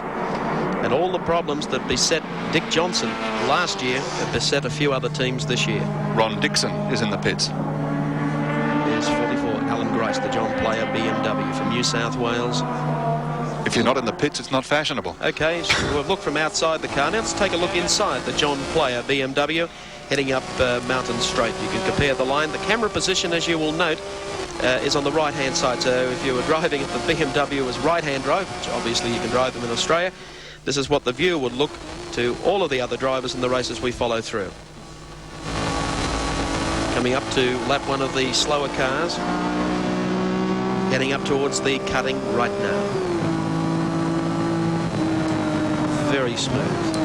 Comes into the cutting, the gears down a peg, accelerates out there nicely, a little bump just here, as you can see. The car levels out, swing across to the left-hand side of the road, use all of that white line, and come in, use the proper apex through there. They cut the white line there, an absolute flat strap over the top of the mountain. Kevin Bartlett, meantime, Mike, just better let you know, is back on the track, having been in the pits for over 20 minutes, and 05, Peter Brock, is back behind the pits again. Well, that's bad luck indeed for Peter Brock. We'll continue our lap around Mount Panorama with Alan Grice. Beautiful smooth lines coming up with the 5 course cars there. There's obviously a problem up the top end, or perhaps even further down. Okay, down to Forest Elbow. Here's the truck that Grice now moves around the outside of. Left-hand drive is supposed to be an advantage. The problem on this circuit is being on that side of the car, you get to the apex of the corner before you can see around it. That's right too. Okay, down Conrod straightaway now. Really going strongly. Reliable motor car, and Grice had said all along that he will come into contentions in this race after lunch. So depending on what time you take your lunch, Alan Grice should be up there, and in fact in running at the moment in the 6th place. Alan Moffat in 7th, so a great dice going between the BMW and of course the peripheral ported Mazda of Alan Moffat. Heading down pit straight away again. Shots of the huge crowd here as we follow them down into Hell Corner, and once again back up the top of the mountain. Okay, we'll take a break and return live to Mount Panorama for the James Hardie 1000.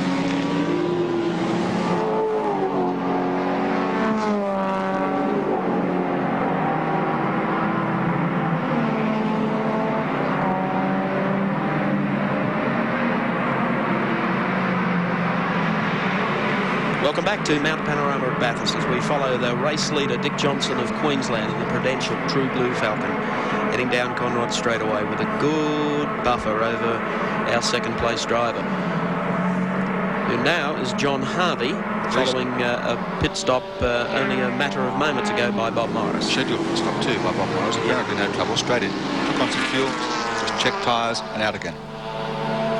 Well, at this stage, I might get an update from Evan Green shortly, exactly when the Johnson team expect to do their pit stop, which would then obviously put John Harvey into the race lead. But there's Dick Johnson, everything going so smoothly for him this year.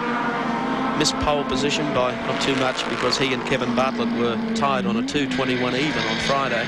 The rain upset qualifying yesterday. Peter Brock now off the track again, and Bartlett back out after that long stop. It's Dick Johnson that's piling up the Coca-Cola lap money in this first 80-lap period of the race. With 35 laps gone, Johnson has $750 worth of lap money at $50 per lap. Bartlett, of course, had compiled a big lead at $850, but is being rapidly overhauled. And of course, Brock got a miserly $100 before trouble put him off the circuit. Well, that lap money in the first segment courtesy of Coca-Cola bottlers around Australia. total lap involvement, $4,150, and Dick's looking for every bucket.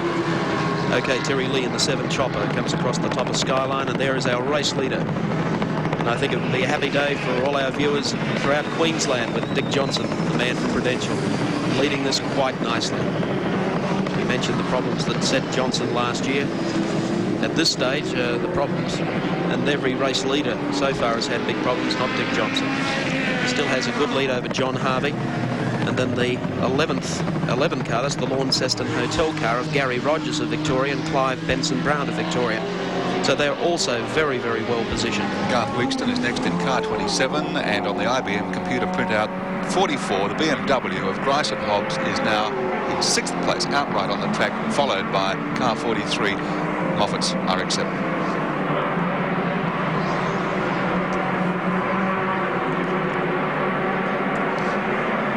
Okay, Conrad straight away.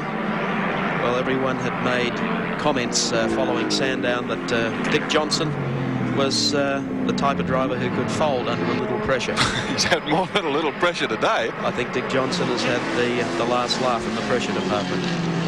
He was a little upset with a lot of people who wrote him off that Peter Brock could pressure him into all sorts of problems, and they had discounted the problems they had with shockers in the Sandown race.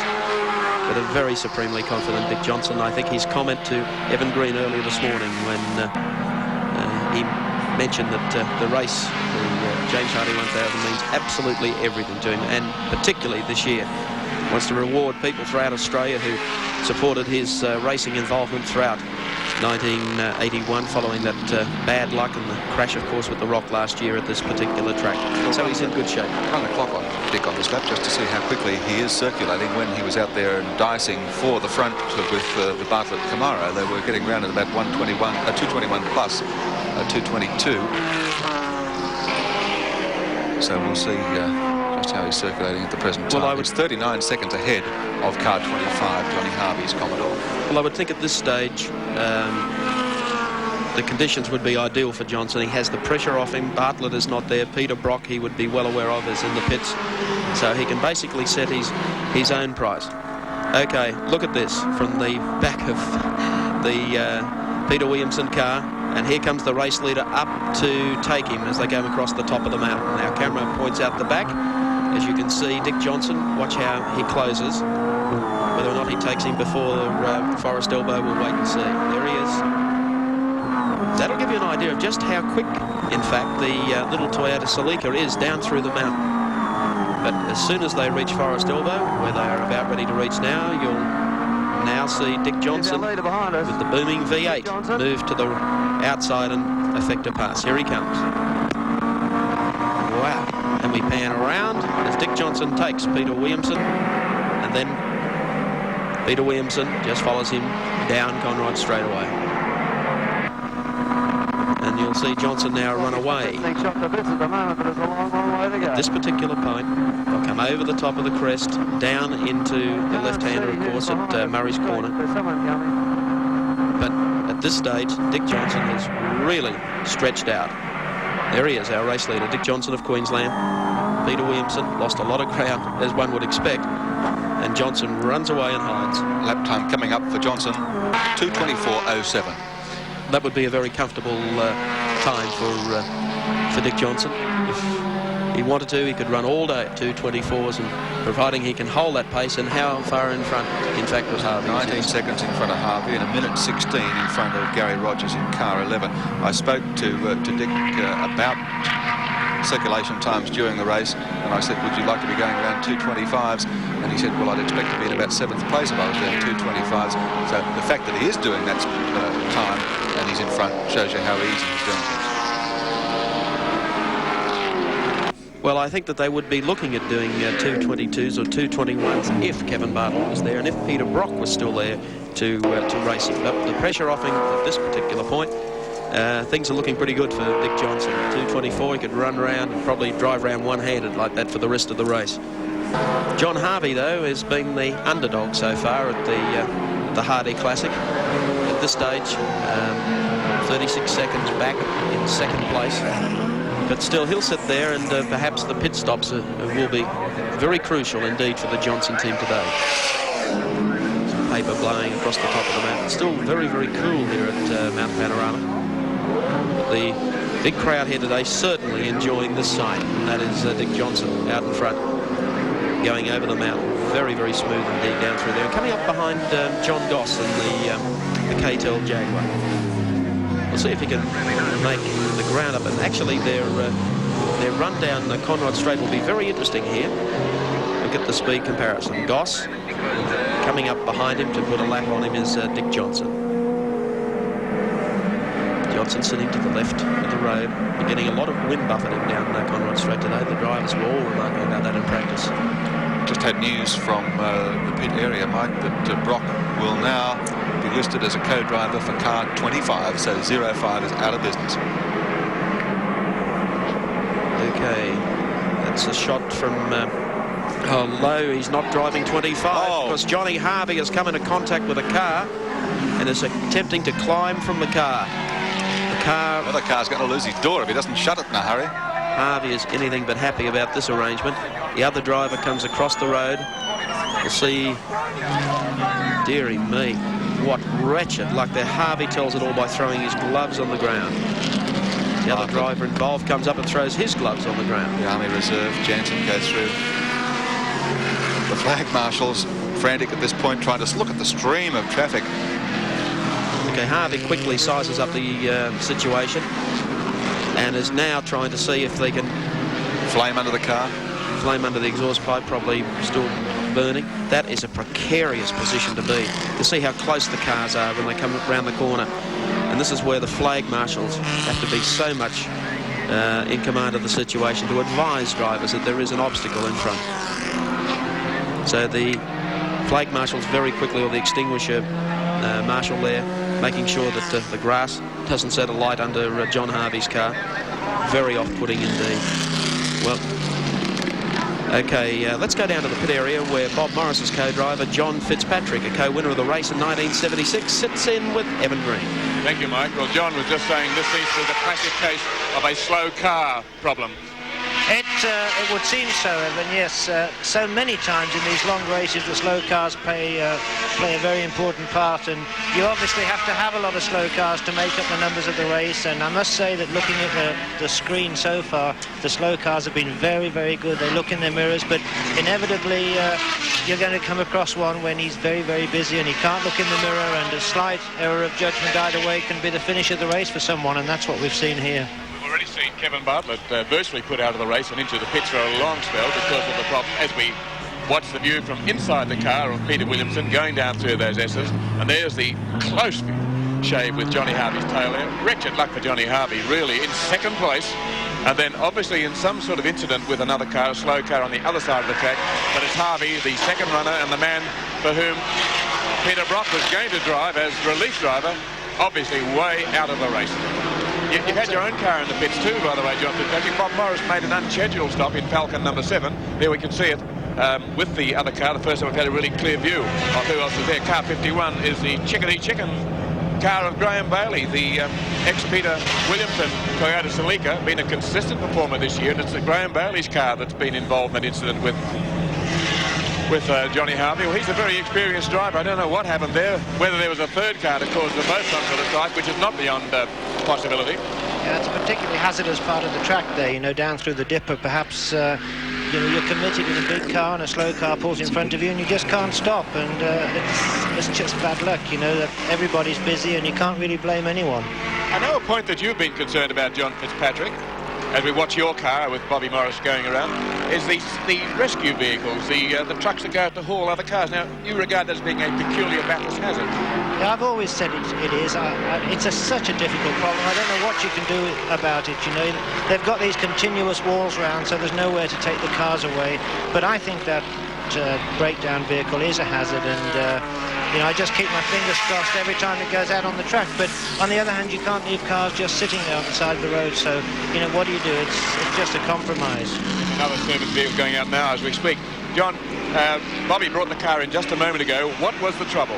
Well, there wasn't really any trouble. He did come in a little earlier than we expected. I thought he'd come in at 41 laps because to make the race with only 3 pit stops, you have to do 41 laps, and he was using more fuel. He just ran out of fuel, so it means we'll have to have an extra pit stop.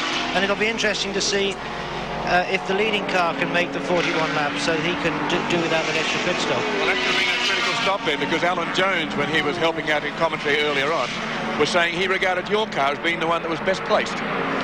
Well, yes, I'm very happy the way Bob is going. You know, those 3 cars at the beginning were going really fast. They were going faster than we wanted to go, faster than Bobby wanted to go, and he hung back. And I think watching those 3 cars, it was fairly obvious that all 3 of them couldn't really get past the quarter way. They were so close, running so close and so fast. So Bobby, if you discount the pit stops, we are theoretically in second place. Everyone else has to stop yet, so we're looking quite good. But do you think maybe that extra stop has cost you the race? Well, yes, let's see what everybody else does. If Dick Johnson gets to 41 laps, then that puts us in a difficult position, but it's so early to say, you know, it really is. Maybe the critical thing, John Fitzpatrick, is that the pressure has been taken off Dick Johnson. Yes, he's been driving under tremendous pressure and he's been doing a fantastic job. It's nice to know that, you know, when you're in the lead and you've got a comfortable lead and you can ease off a little bit, it helps you in the traffic with the slow cars as well. The voice of John Fitzpatrick.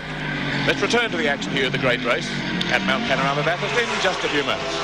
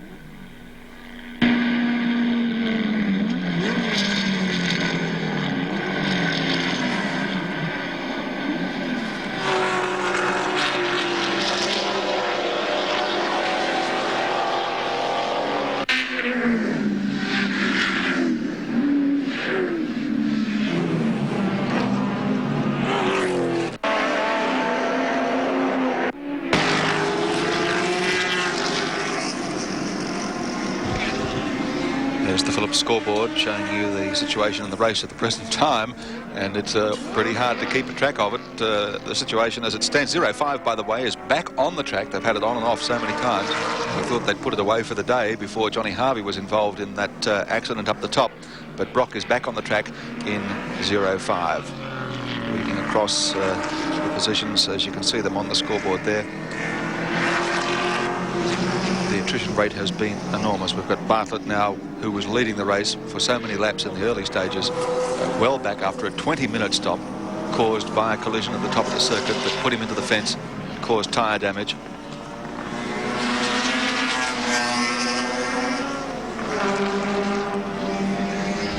Dick Johnson, meantime, has had one very quick pit stop to take on fuel and is still the race leader. Garth Wigston, who had so much difficulty in the run-off for pole yesterday in the wet, is enjoying the dry conditions today and holds down second spot at the present time from Gary Rogers in car 11, third. That's the readout from the IBM computer. Johnson in first place in car 17, the Prudential True Blue Falcon.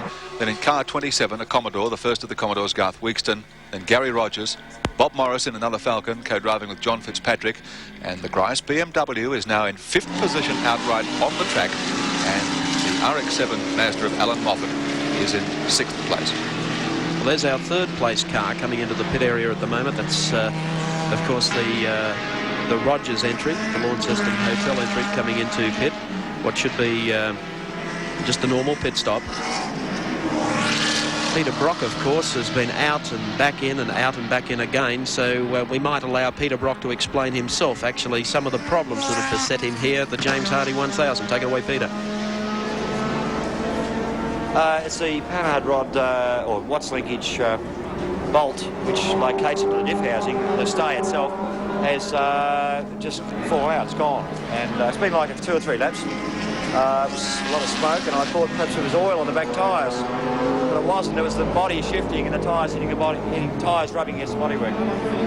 Well, look, it should be a 30-second job, but the problem is when the bolts pulled out, it's pulled the first couple of threads out with it. So we're just sort of trying to get this started. Good luck.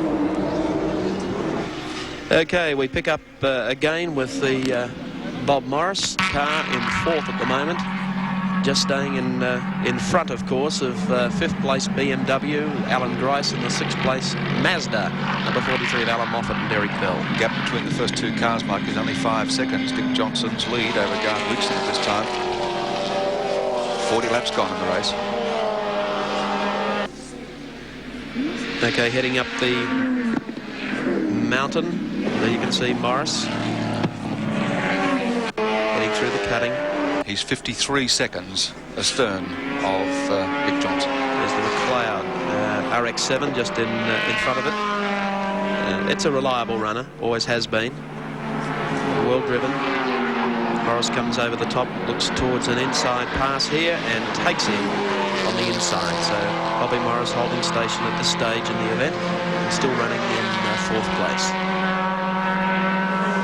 You can see the gap that Morris puts on the Mazda over the top of the mountain. It will close up down through the S's. Terry Lee tracking the action as we come down through the S's. Peter Williamson's car just coming into the pits. First stop. Oh, that is a terrible sight up at the top of the mountain. Okay, Peter Williamson. Yeah, there's a couple of cars up in the cutting. Yeah, what? Took man crash? Yes, fuck. Talking to the pit crew. Tell them not to put a tyre on. Piss off. Peter Williamson, can you hear us? Well, I don't think we should probably interfere with Peter at this stage. We'll let the pit stop go. Being a little unfair to him. I'd like to get his version of the first look coming over there with John Harvey's Commodore sticking out of the Armco at the top of the mountain. Williamson running in 2nd position at the present time in the 4-cylinder class. Behind the Nissan Bluebird entry, the Japanese driving combination. We also have the 2nd place car in the pit area at the moment too, and that is the Weakston Harrington entry. Williamson out very quickly. Yeah, that was a good pit stop. Heads back out pit road. Johnny Smith, of course, is the co-driver with Peter Williamson. John, of course, driving the Formula Pacific Series. There's Peter Williamson. Now we'll take you trackside to Evan Green to talk with his co-driver, Johnny Smith. Peter Williamson's been in and out in a 25-second pit stop. During that time, he spoke to co-driver John Smith. John, any problem? No, Evan, that was a scheduled stop. He's going very, very well. We're happy with the way the car's running. It's going like a clock. He changed the front tyre on the outside? Just an outside front tyre. He didn't really have to. We'll be in another 17 laps for me to get into the car. We just want to stretch the first one, stop out a little bit, not too at all. Scheduled stop. It's good. Back to you, Gary. Welcome, sir. Thank you very much. And there you can see from inside the Toyota Celica, Williamson at work over the top of the mountain, and it is hard work. The gear changes, hands rock steady on the wheel. Watch the traffic, watch for those pickup trucks that are out there to clear the debris. Under the tree. I saw a graphic back what that looks like from inside the car when Williamson took a left-hand curve and the truck was right there on the side of the road. How close he went to it. Watch the dial there, bottom left of the screen. Williamson, foot flat to the boards across the top of Skyline. Now coming down into the S's. right on the tail. The speed shop car. He wants to get back to the shop and pick up a little more the way Peter Williamson's nudging him. Car 63, he gives it the go-by. That's the escort of John Faulkner and Gary Dumbrell. Tight left-hander. Well, Williamson at this stage, Gary, should be more than happy. Oh, smiling at the top of Conrod. Looking good at this stage is one of the Commodores. Is it? Bobby Morris, I think. We'll close up and have a little look over the top. That'll give you an idea of when they crest the straightaway there. There's a lot of buffeting goes on. Anyway, certainly a V8 because it's run away going down Conrod Straight. In that four-cylinder class, Williamson, as I mentioned, is running second behind the Nissan Bluebird of Hasimi and Hashiro. Down he comes, hard on the brakes. Round you come. Okay, beneath the Hardie Bridge, and you can see the absolute dilemma up the top with a lot of traffic. Still a very dangerous situation. The drivers are aware of it. But at the same time, of course, you have so many of them so close together. Anyone with a braking problem with the Commodore, of course, still hanging out of the Armco up there, so they're taking a long time to be able to pull that back around. Development in the six-cylinder and rotary class, Mike. Alan Moffat has passed the Grice BMW and is now in front on the track in that class. 17 is the leader, Dick Johnson. He has a 54-second call over the second-place car at the moment, which is the Falcon of Bobby Morris, car 7. A further 9 seconds to Gary Rogers in the Commodore car 11. And then comes Alan Moffat in the RX-7, followed by the BMW.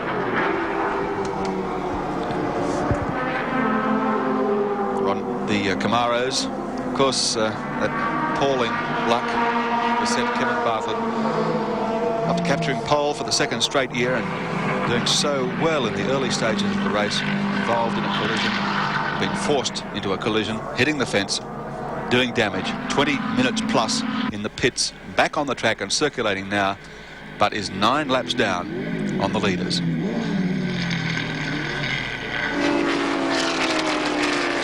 Three laps completed. Dick Johnson leads 54 seconds ahead of car 7, Morris and Fitzpatrick. That's the readout on the IBM computer. Car 11 is third. Gary Rogers, Brian Benson Brown. The Mazda, and Alan Moffat in fourth place outright. Remarkable performance. Moffat driving like a man possessed after all the battle he's overcome to get the clearance to race the peripheral ported Mazdas. Certainly vindicating his judgment today. Fifth position on the track, car 44, the BMW Grice and Hobbs. In the top 20 cars on the circuit at the present time, there are 5 six-cylinder and rotary cars mixing it with the big V8s. Peter Jansen's Commodore is in the pits at the present time. The traffic continues to wend its way through that mess at the top of the circuit. We've got a clock on Jansen's pit stop. We'll let you know about that when we return to Mount Panorama after this break.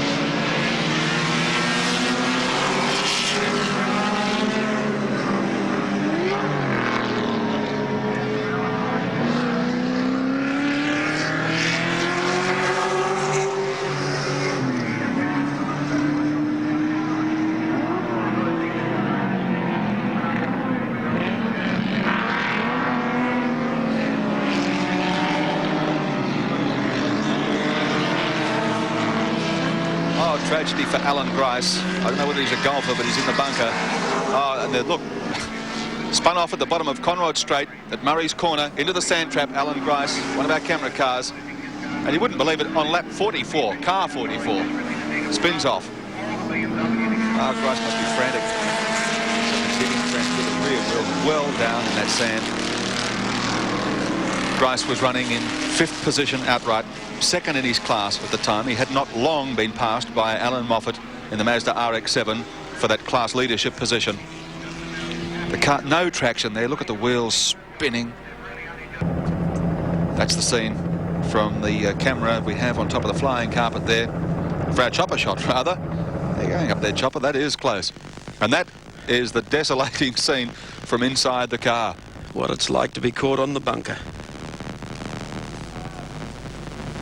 Well, what an amazing situation. Last year, Johnny Smith did the same thing with Alan Grice's car. That's the view coming down Conrod. You can see the cars coming towards Grice, then sweeping around the left-hander and passing him by, and how frustrating. The car running so well, being in such a great position, outright and in class, everything working so smoothly. And I mean, there are a virtual army of men there, just cannot budge this car. Well, certainly a frustrating time for Alan Grice after running so strongly early in the race, consolidating his position on the track. There's the view outside with all the marshals just trying to dig the sand out of the trap to enable him to get back onto the racetrack again. Well, you got a four-wheel drive. Johnson still our race leader. Bob Morris in 2nd place. I think 3rd would then be car number 11. That's Gary the Cook. Gary Rogers Launceston Hotel car. And then surprise, surprise, coming through the field like everyone said he would, Alan Moffat. Now I think the Alan Jones Warren Cullen car just coming into the pits at the moment, so we could have our world champion Alan Jones taking over the driving of the car. Warren Cullen has completed the first stint. Okay, Evan Green, take it away. A moment of some history is taking place at the moment, because for the first time ever in this race at Bathurst, a reigning world champion is about to go out on the track. Alan Jones being strapped into the cockpit of car 12 as Warren Cullen adjusts the belts. Slightly different build, these men. I was asking Alan, waiting in the pits, how it felt about the race at a circuit he visited many times as a boy for the first time. And he smiled, at least I think he smiled beneath the balaclava, and said he was looking forward to it. It's been a fairly frustrating session for the world champion. He hasn't raced, of course, yet. And in practice, he had troubles galore. The car really has been a problem for them. But Cullen has been out there doing pretty good times. They're just cooling down the radiator at the moment. No real problem there, I don't think, just in getting rid of some excess water in the bucket and trying to cool the car down while it's stationary. You can see the big fresh air scoop there, feeding air into the big multi-barrel carburetor. Alan Jones still behind the cockpit as Warren Cullen gives him his last-minute instructions. They had 2 cars for practice. Car 1, the one they had intended running, they decided not to operate because of problems. Alan Jones just trying to fire the car, first time unsuccessful. Second time, Warren about to give him instruction, hold it flat, he said. Keep your foot flat down on the board. Alan's hardly driven the car, so it's an unfamiliar machine to him. Going in, giving him advice there as they tried to pump the car back into life. An awkward moment when a car has stopped, as Warren Cullen did, turned the power off when he came in to refuel and change over. Now they're having some trouble restarting. A lot of water has been sprayed over the engine. You saw them putting the bucket full of water to cool things down. Whether it's touched the ignition, I don't know. They're giving him a push start. A lot of drag there as he drops the clutch and tries to get it going. Coughing and spluttering. A pretty exhausting work this, trying to get the car to fire. The crew running up the whole length of pit lane virtually, trying to get the machine back into life again. And a fairly inauspicious start for the world champion as he tries to get his car running. I'll speak here to Warren Cullen. Warren, how has the car been running out there? Quite all right, actually. We're more than pleased with it. We're lacking a little bit of torque, but apart from that, it seems to be holding its own around the corners and under brakes. And been doing everything right. Alan's on his way now. What instruction? And we must have kicked the accelerator when I got out or something because it wouldn't start. He's away now. It's pretty disastrous out there, actually. There's bloody cars all over the place. Pardon my menace. Johnny Harvey's in up the top and makes it doubly hard to drive in all that debris. It looks like it's pretty exhausting. You've been in a lot of that. It's certainly hard work out there, particularly with a little bit of heat like a day like today. And what words did you give to Alan Jones before he went out in the car? Well, I think it's a matter of the boxes and the hairs, actually.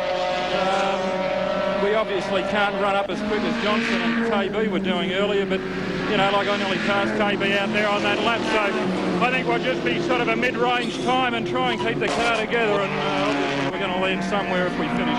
Could you win? We'd have to be very lucky. I can see ourselves maybe in the first, say, third or fourth, around that area. That's about the luck of the draw at this point. Warren Cullen, back to you again, Mike Raven. Okay, thank you very much, Evan Green. There we see the car with our Formula One World Driving Champion, Alan Jones. Don't take too much away, because when they came into the pits with Warren Cullen at the wheel, they were in 6th position. So there is still a long way to go in this great race, as you will find out when we return live to Mount Panorama at Bathurst.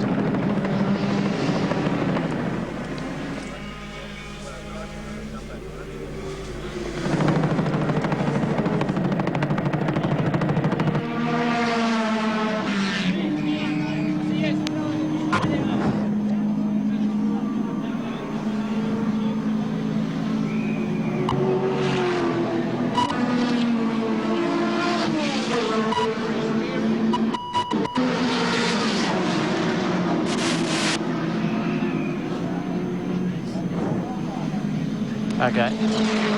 You don't want me to use the the speak switch while this is on, is that right? You there, Mel?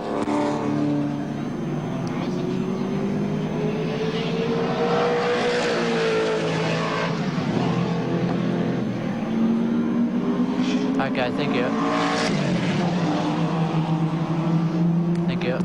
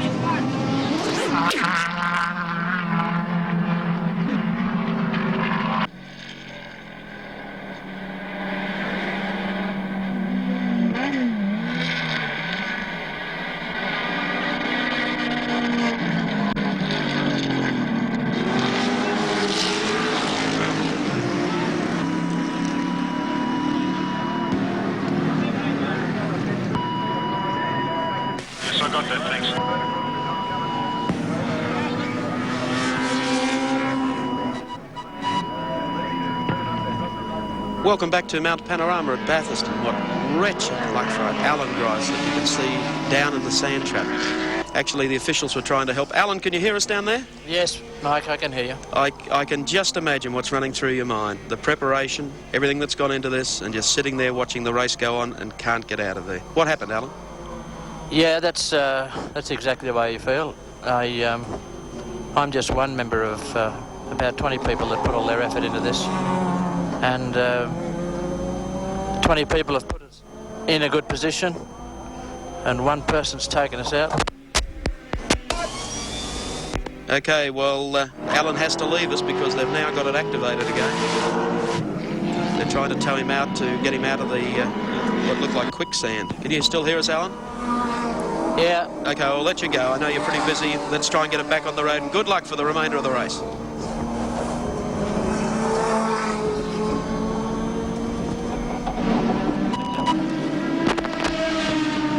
Okay, we'll leave it there for a moment until Alan can concentrate on what's happening. Wretched luck indeed for him. Okay, the race continues on. Kevin Bartlett is back on the track. 05 car is back out there. Bartlett is 9 laps down. 05, Rock, is 17 laps down on the leader. The leader is Dick Johnson. Car 17 after 48 laps. It's a 50-second leader over another Falcon, car 7, driven by Bob Morris. In the first of the Commodores, Gary Rogers, in car 11. He was 17 seconds further back behind Bob Morris. There's Alan Jones In number 12, the Advance Australia entry, supported by Leyland and quite a number of other people who've done their best to support the Warren and Cullen effort to get Alan Jones to Australia. And I think, whoop, there goes Bobby Morris back through again. Of course, Morris at this stage is running in second place. Let's go back to the pits. As you can see, Alan Grice has pitted. I think he'd be in no mood to do any driving for a moment or two after being caught down in the bunker. But John Smith stepped into the car. Keeping in mind, as I said before, it was Smith last year in the Craven Mild car. Hobbs, I'm sorry. David Hobbs, getting my internationals mixed up. Our co-driver for Alan Grice, David Hobbs. And our other camera car, of course, John Smith, the co-driver for Peter Williamson. David Hobbs, of course, takes over the car at a critical point of the race. He settles into the car. We'll be getting some pictures from him later. We'll let him settle down for a number of laps, and then perhaps for our American viewers taking in our telecast through the CBS network, an opportunity for David Hobbs, the commentator, to also be race car driver and tell us what it feels like. There are only four cars on the front lap at this moment. Dick Johnson, Bob Morris, Gary Rogers and Garth Wigston. Fifth place on the track is Alan Moffat, a lap down. Okay, sixth place is Ron Dixon and the Camaros. Seventh is Gary Wilmington, a privateer. That's very good to see. Eighth place, of course, Murray Carter. Ninth is the Charlie O'Brien. I'm sorry, not Charlie O'Brien, but Bill O'Brien. And in 10th place, the Jansen Perkins Cadbury Schweppes Commodore. Okay, trying to start the car in the pit area. Okay, getting going. So we might follow this just to have a look at the familiarisation lap for David Hobbs. Keeping in mind he hasn't been out there just taking the car over. A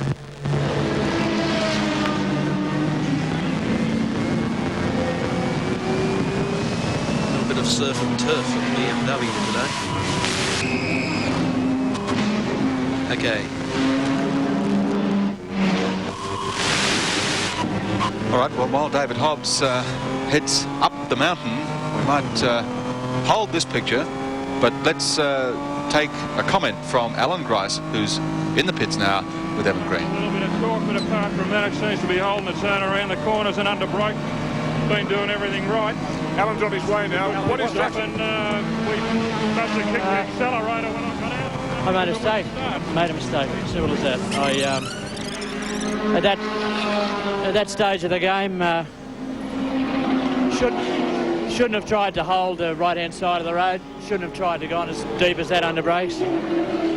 And so I probably compounded. I probably made 3 mistakes. Once the rear locked up and it came around, I lost the option to go down the escape road. But I just made about 3 mistakes in a row, I suppose, and a pretty sad end of a fairly sad year. It must be fairly easy to do, though, in a race where so much has been happening and there's so great a pressure upon the driver. Oh, yeah, but I am living at it. I shouldn't stum it up like that. Now, how bad is the car? Is there any damage, or is it just sand underneath? Or anything been damaged in the loose, deep stuff you're caught in? Well, unfortunately, I only had the opportunity to drive at about 40 or 50 yards on bitumen. It appears to be quite all right. The brake pedal felt okay, although, you know, I would have heated the brake material up. But Hobbs is very experienced. He'll be used to that, or he'll be able to resuscitate the brakes. I turned the engine off so it didn't overheat. I really don't think that there'll be anything wrong. The only possibility that I'm sure Hobbs is testing out at the moment is that being suddenly parked in a braking area at the end of a high-speed braking area with the pads on the discs, I may have cracked a disc, but I'm sure that he would be left-footing the car first of all and feeling whether that was the case. Also, we came straight in and Frank had the boys change the 4 wheels, so they've also had an opportunity to look at the discs. But you know, it's an unfortunate thing, although it's a 6-hour race, more than 6-hour race. It's in 10 or 12 minutes we lost there. That's the ball game. How was the car going up to that point? The car was very good. It was all the instruments were exactly right. I dropped 500 revs. I was only using 7.5 to make it a bit easy. We could run at the times. Mechanically, the car was exactly right. It was just the the driver that made the cocker. Well, Alan, very honest. Alan Grice, maybe when you had a drink, you could come and join us in the pit area and talk to David Hobbs on the radio and just see how the car is. In a few minutes? I might slash my wrist first. No, he's still got a sense of humour. Alan Grice, as you'd need to. Well, David Hobbs has taken over the car. He's made all the adjustments to the mirror, seating position. There we can follow the car going up into GTX Bend, right-hander. David Hobbs, a vastly experienced driver, drives for BMW North America. I've already made mention of his broadcasting ability with CBS Network in the United States. Alan Jones, Mike, has completed only one lap of the circuit. It took him 3 minutes and 39 seconds to do so, and he's back in the pits. Give me, everything just seems to go wrong. So they're back in. We'll follow the first lap in a bit with David Hobbs over the top of the mountain. Love the circuit in practice. And what a practice they had. It was blustery and blowy, and then of course qualifying yesterday in practice in the rain. Well, that's the scene. David Hobbs has taken over after Alan Grice has climbed out of the quicksand, and the BMW will take a break and return with more action live from Mount Panorama at Bathurst.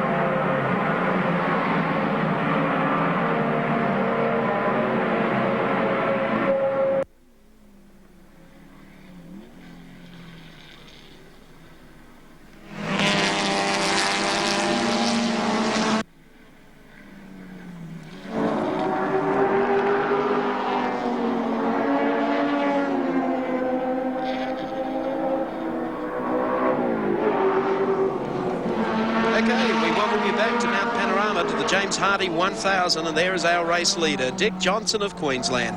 Just back behind Johnson with a couple of cars, Alan Moffat, who has just had a lap put on him by our race leader.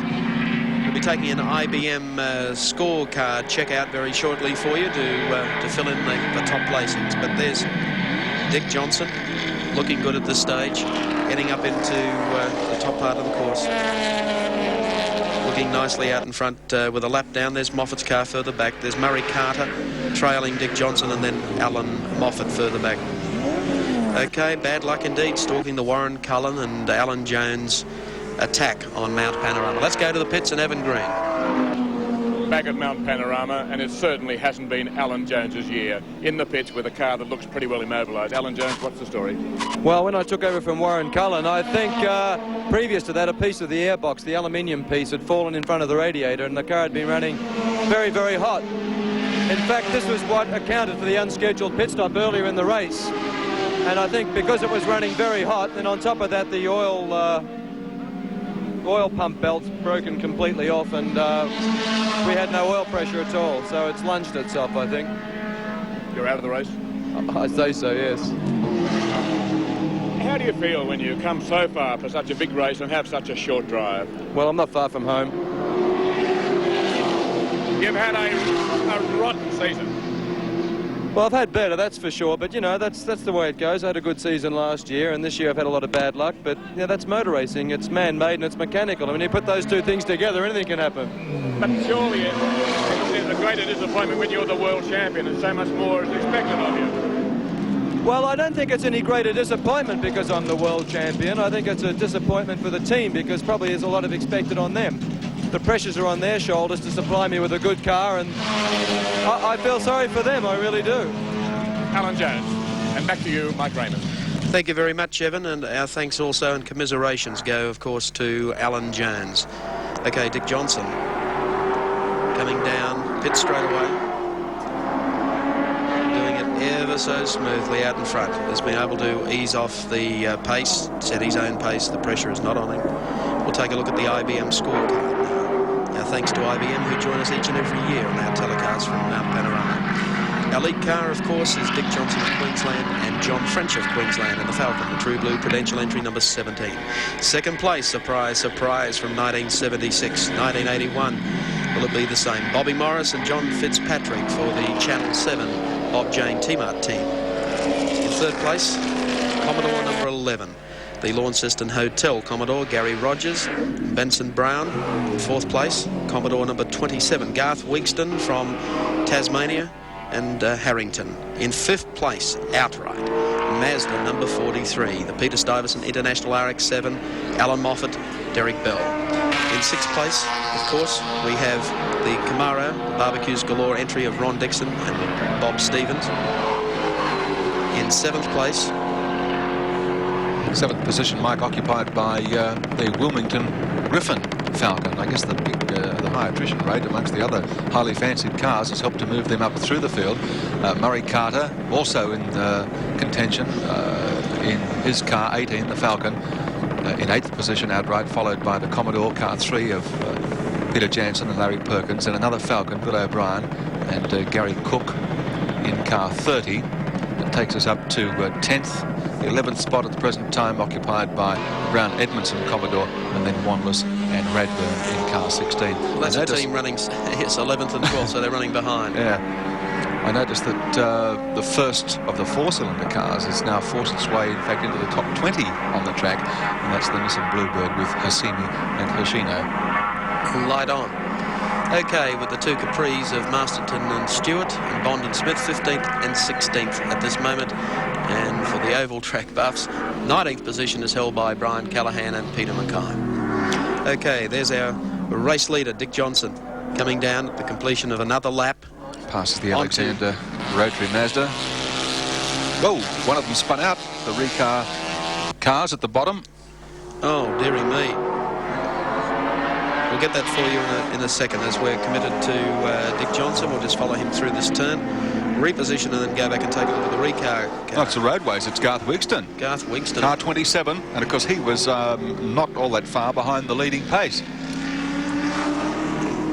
Well, problems down there for Wigston, who's gone off. I don't think he's really got into the sand trap, but he's got problems there, and he's run around the front of the car, get out of harm's way. The two Recar team cars have just gone past that.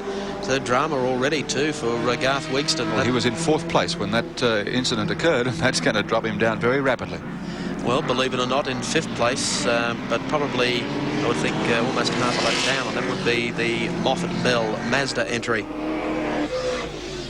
Okay, Johnson goes over the top of the mountain. The Masterton Holmes Capri team boys are ready to effect a quick pit stop. And we wait for the arrival of their car in the pit so you can actually see how it all works. Don't forget our lap sponsors, of course, Coca-Cola bottlers for the first segment of laps. And now we're on to the Ingersoll Rand Awards, $50 a lap.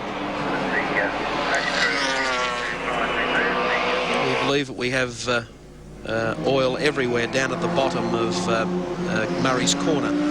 that's where you can see, actually, across to the right there, if that is in fact apart all the tyre marks coming through the corner, whether or not someone has dropped some oil coming through there. And that is the worst possible place to drop it.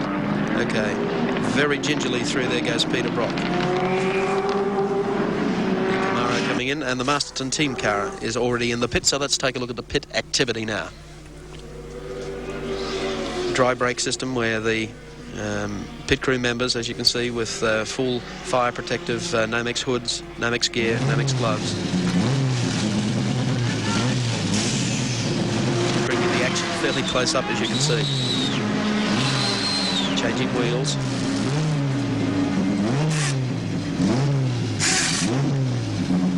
Up to 33.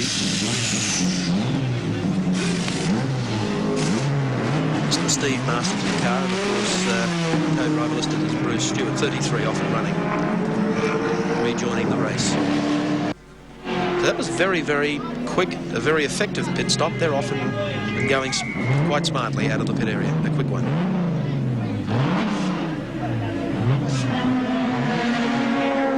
The car is in third position in the six-cylinder class at the present time, Mike, and interesting, and something that we ought to give some attention to now at this stage of the race, also in sixth position in the index of performance as well.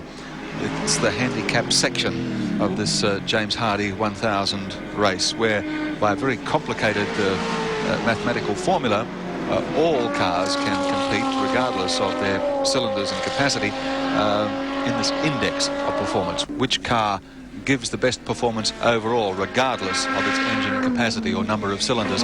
And the leader in the index of performance at this stage of the race is the Mazda RX-7 car 43, the Stuyvesant Racing Team entry of Alan Moffat and Derek Bell, followed very closely by two of the four-cylinder cars, the turbocharged Datsun Bluebird, or Nissan Bluebird, car 56, Hasimi and Hoshino, and then Peter Williamson's Toyota Celica car 77 with Peter and his co-driver John Smith. They're the top three cars at the present time in the index of performance.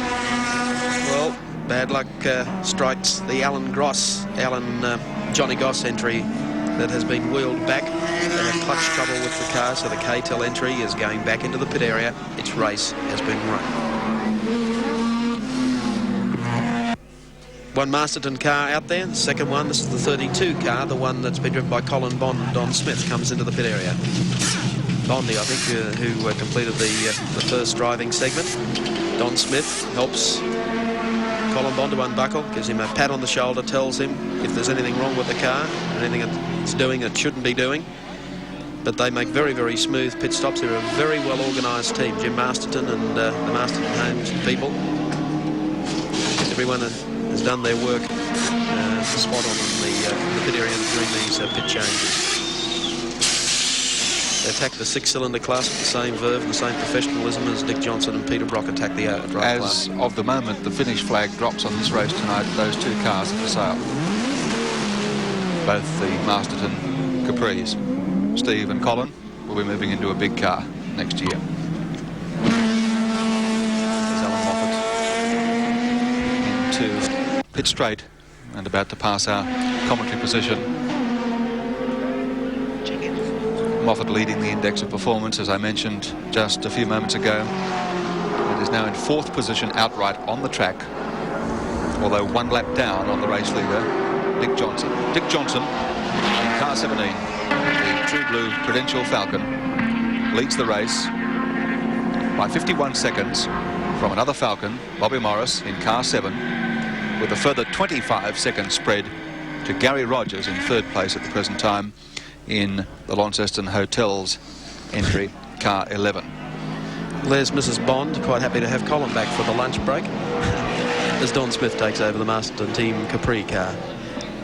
A former Bathurst winner, one of the most professional drivers in Australian motorsport. Steve Masterton about to be passed by Alan Moffat in the RX-7. It just keeps on going. The RX-7, peripheral ported version. Alan Moffat streaking over the top of the mountain. Quite confident the car would run the distance without a problem in the world. Said he wouldn't really be concerned if it was a 24-hour race.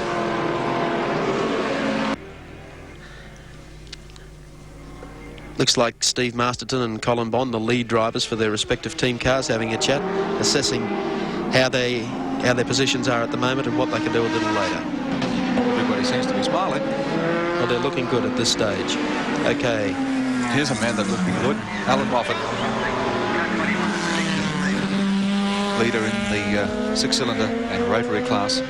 4th position outright on the track and leader in the index of performance. Here he goes down Conrod straight away. One more lap up for Moffat and they're just coming back through the field. Given another couple of hours. Any problems with the leaders, don't ever discount the possibility that Alan Moffat and Derek Bell might just not win outright the James Hardie 1000 Classic. We'll take a break and return with more live action.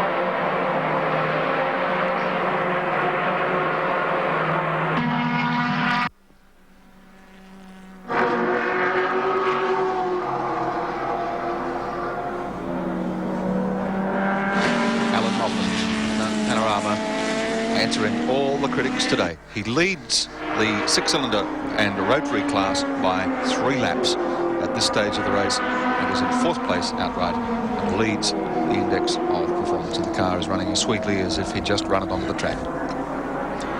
Well, it must be a rather refreshing period in the career of Alan Moffat to be back with a competitive team, the backing of an international sponsor, and of course Mazda. Not only will Alan Moffat's racing be seen in Australia this year, he also plans to make it fully international. Let's let the man himself talk about what a win at Bathurst today would mean to him. Alan Moffat. Well, racing is my life, and naturally a racer without an affiliation with a motor manufacturer isn't going to do very much. And I was always very proud of my associations with Ford over the years. And when they couldn't see their way clear to continue, and Mazda wanted to, I was naturally delighted. Because I think it would have meant stopping racing. There's no point in carrying on without factory support. The biggest factor that the little RX-7 has is its reliability, Evan. The motors start up in the morning and they'll go virtually for 24 hours, as they have proved at Daytona and in Belgium, winning outright a 24-hour race. The longer the race, the better they go. At Daytona, we qualified 44th, finished 5th. that's not a bad routine when you're up against a 800 horsepower Porsche 935. I can't say for sure where we will come at Bathurst. Sandown proved to us that we're certainly not as fast as the V8s.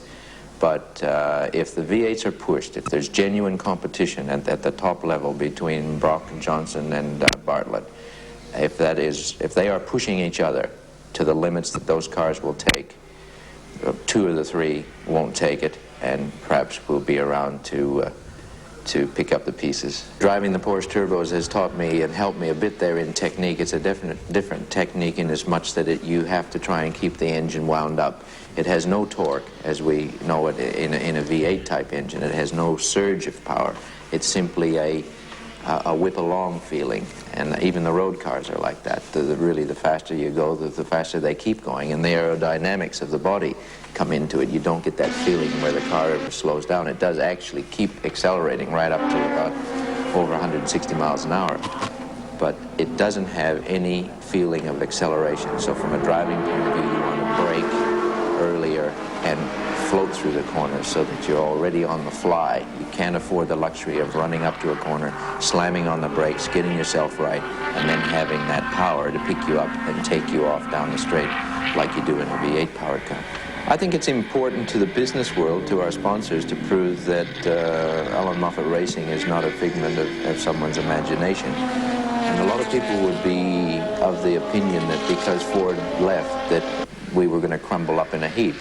And I think it's important that I do a little personal sales promotion here and point out to people that are of that opinion that Moffat Racing Company is my company. And the development that is created here is amongst the fellows and the engineers that I have as friends around the world, and now, fortunately, direct with the factory in Hiroshima at TKK. And in that respect, it's important to me to show that we're in business. And after last year's just absolutely dismal showing, people lose confidence in your ability to do that. And it's important that as a team and as a company, we appear to be in business. That's what Bathurst 81 means to me. A very composed and very confident Alan Moffat. That's exactly the way he is on the racetrack today. His words really start to make you think if, as I recall, if 2 or 3 of the V8s really get involved, 2 of them won't make it. Kevin Bartlett and through bad luck, and of course Peter Brock haven't made it into the top 10 at this stage. Brock with problems, and obviously Kevin Bartlett, as you've seen earlier in the telecast, with his own individual problems. So Moffat still storming back through the field up into 4th place at this stage and leading the index of performance. Only 3 cars now on the front lap, and they are the V8s. Car 17, Johnson, Falcon. Car 7, Bob Morris, the Falcon. Car 11, Gary Rogers, the Commodore. And 4th place outright on the track is the Mazda of Alan Moffat. Okay, there's the Alan Grice car, the BMW John Player Special. The co-driver, of course, is David Hobbs. Drives for BMW North America. Doing very nicely, trying to consolidate now after the problems that Alan experienced with an excursion into the sand trap at the end of Conrod Straight. 6 laps down. Very valuable 6 laps too. But Hobbs doing a good job. He's not unfamiliar to these type of cars. Very experienced driver. Okay, let's go to the pit area now, and Alan Grice. Hopefully we might be able to get Alan on talkback to David Hobbs. Well, Alan Grice in the pits here, a little recovered from the disappointment of being caught in the sand. And let's see if we can have a chat with David Hobbs in the car. We're following David now. We're in the car, and maybe you'd like to have a conversation with your co-driver. David, can you hear me okay? Can you hear me okay, David?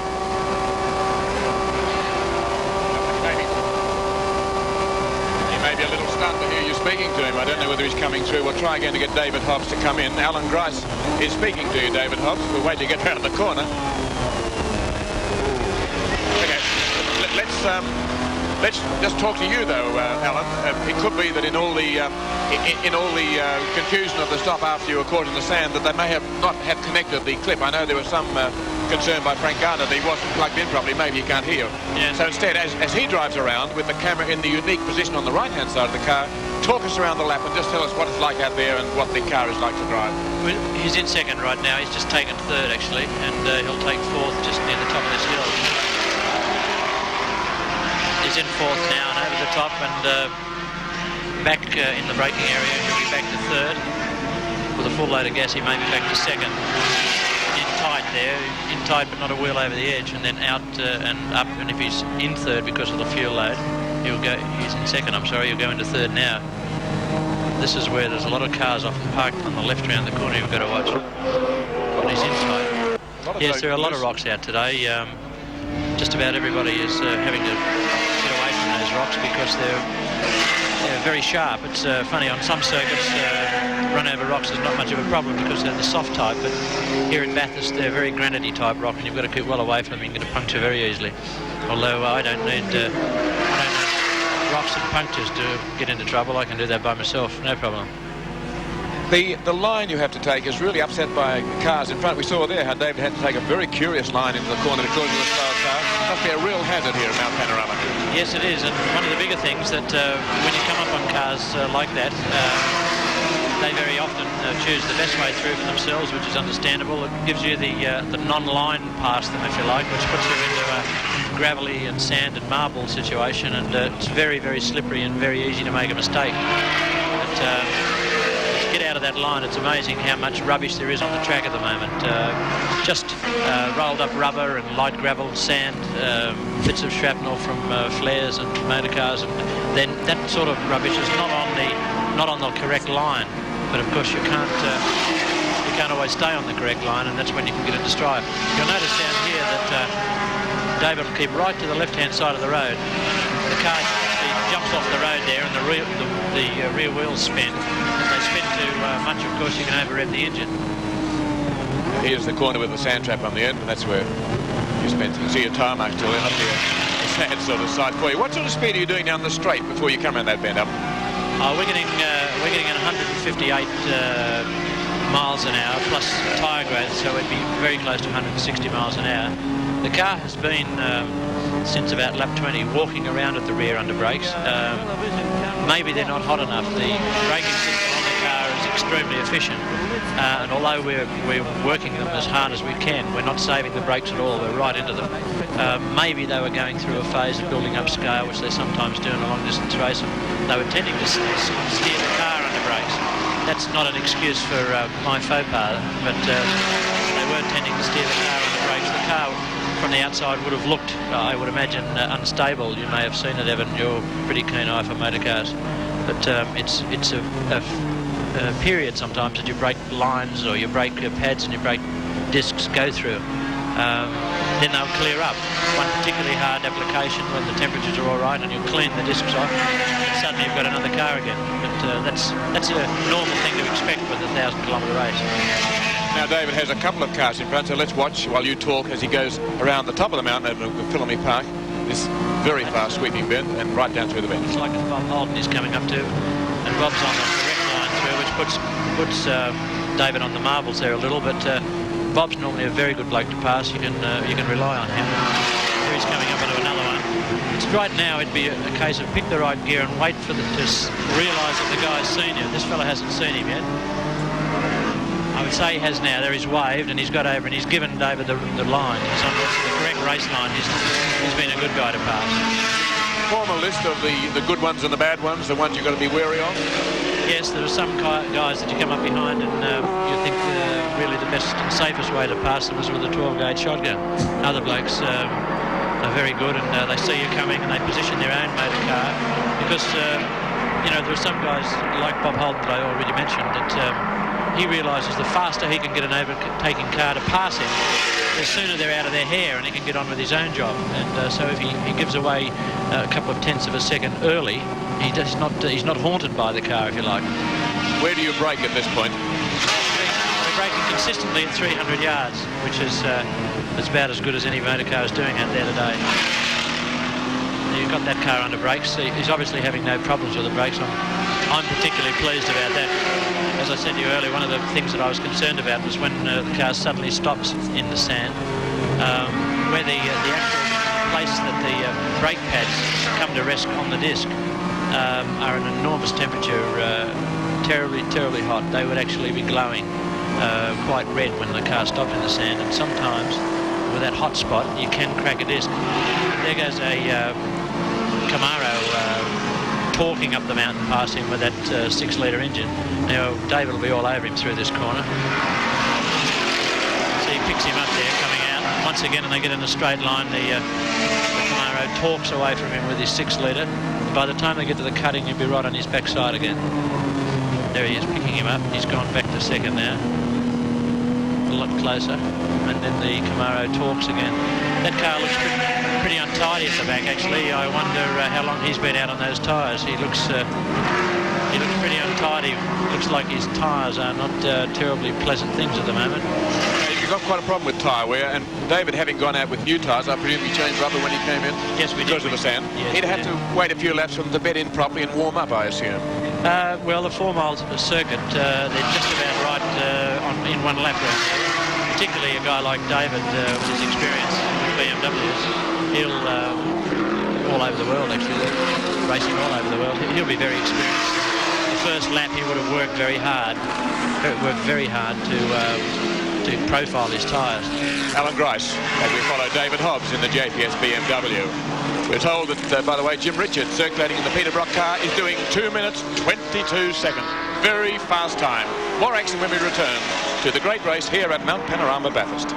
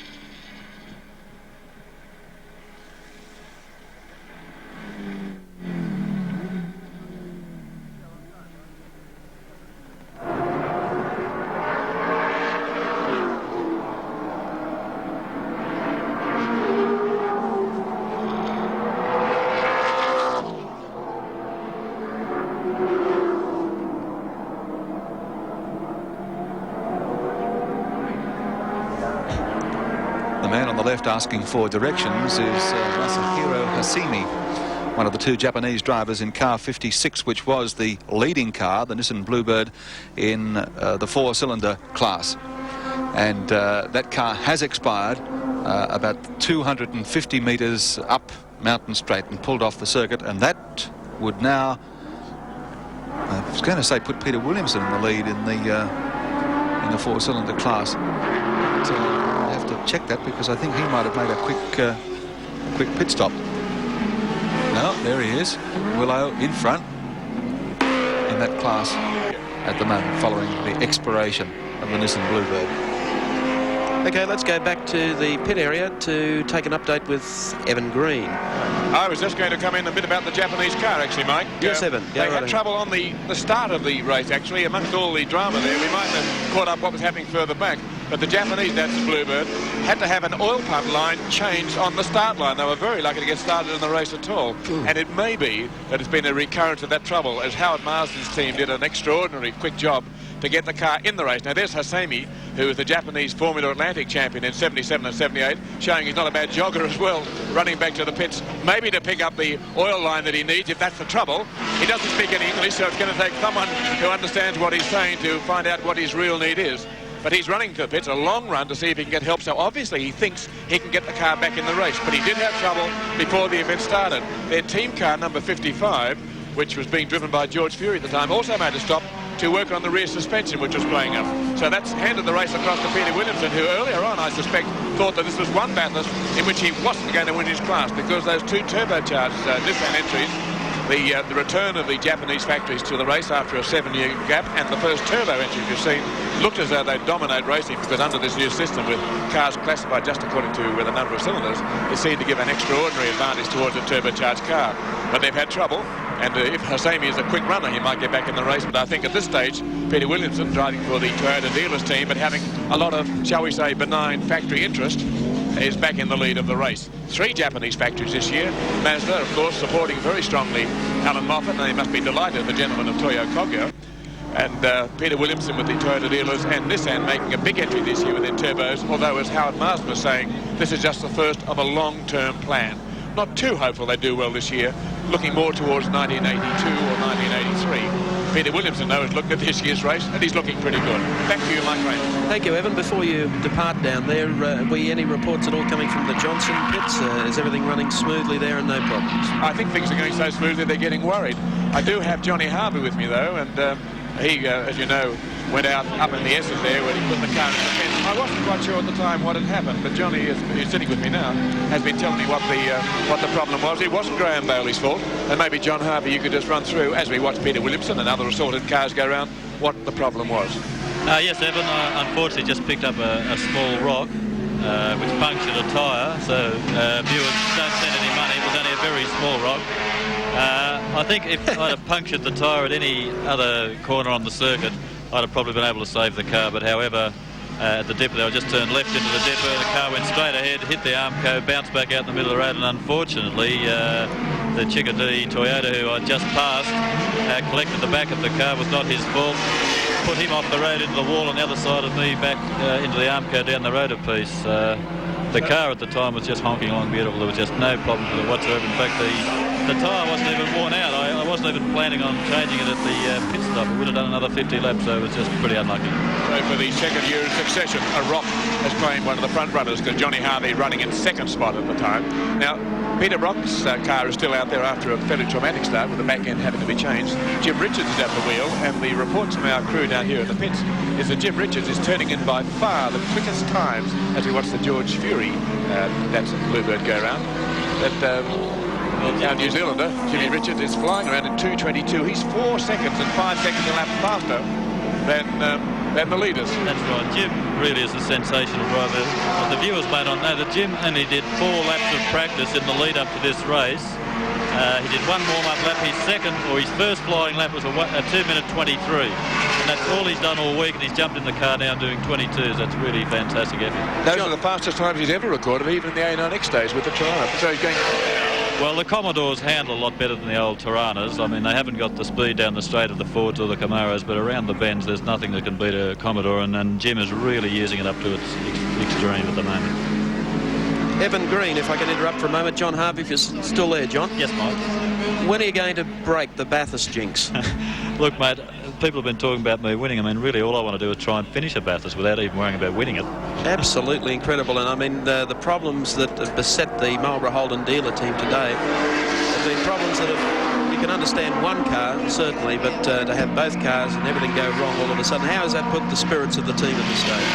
Well, I haven't really had a chance to talk to lads. They'll obviously be very disappointed. I mean, I'm totally crushed. I mean, my car was just honking along so well, and I thought I can do this all day long. At least I can finish second here. I didn't think I could beat Dick unless he had some problem, but all things being equal, I don't think I could have beaten him.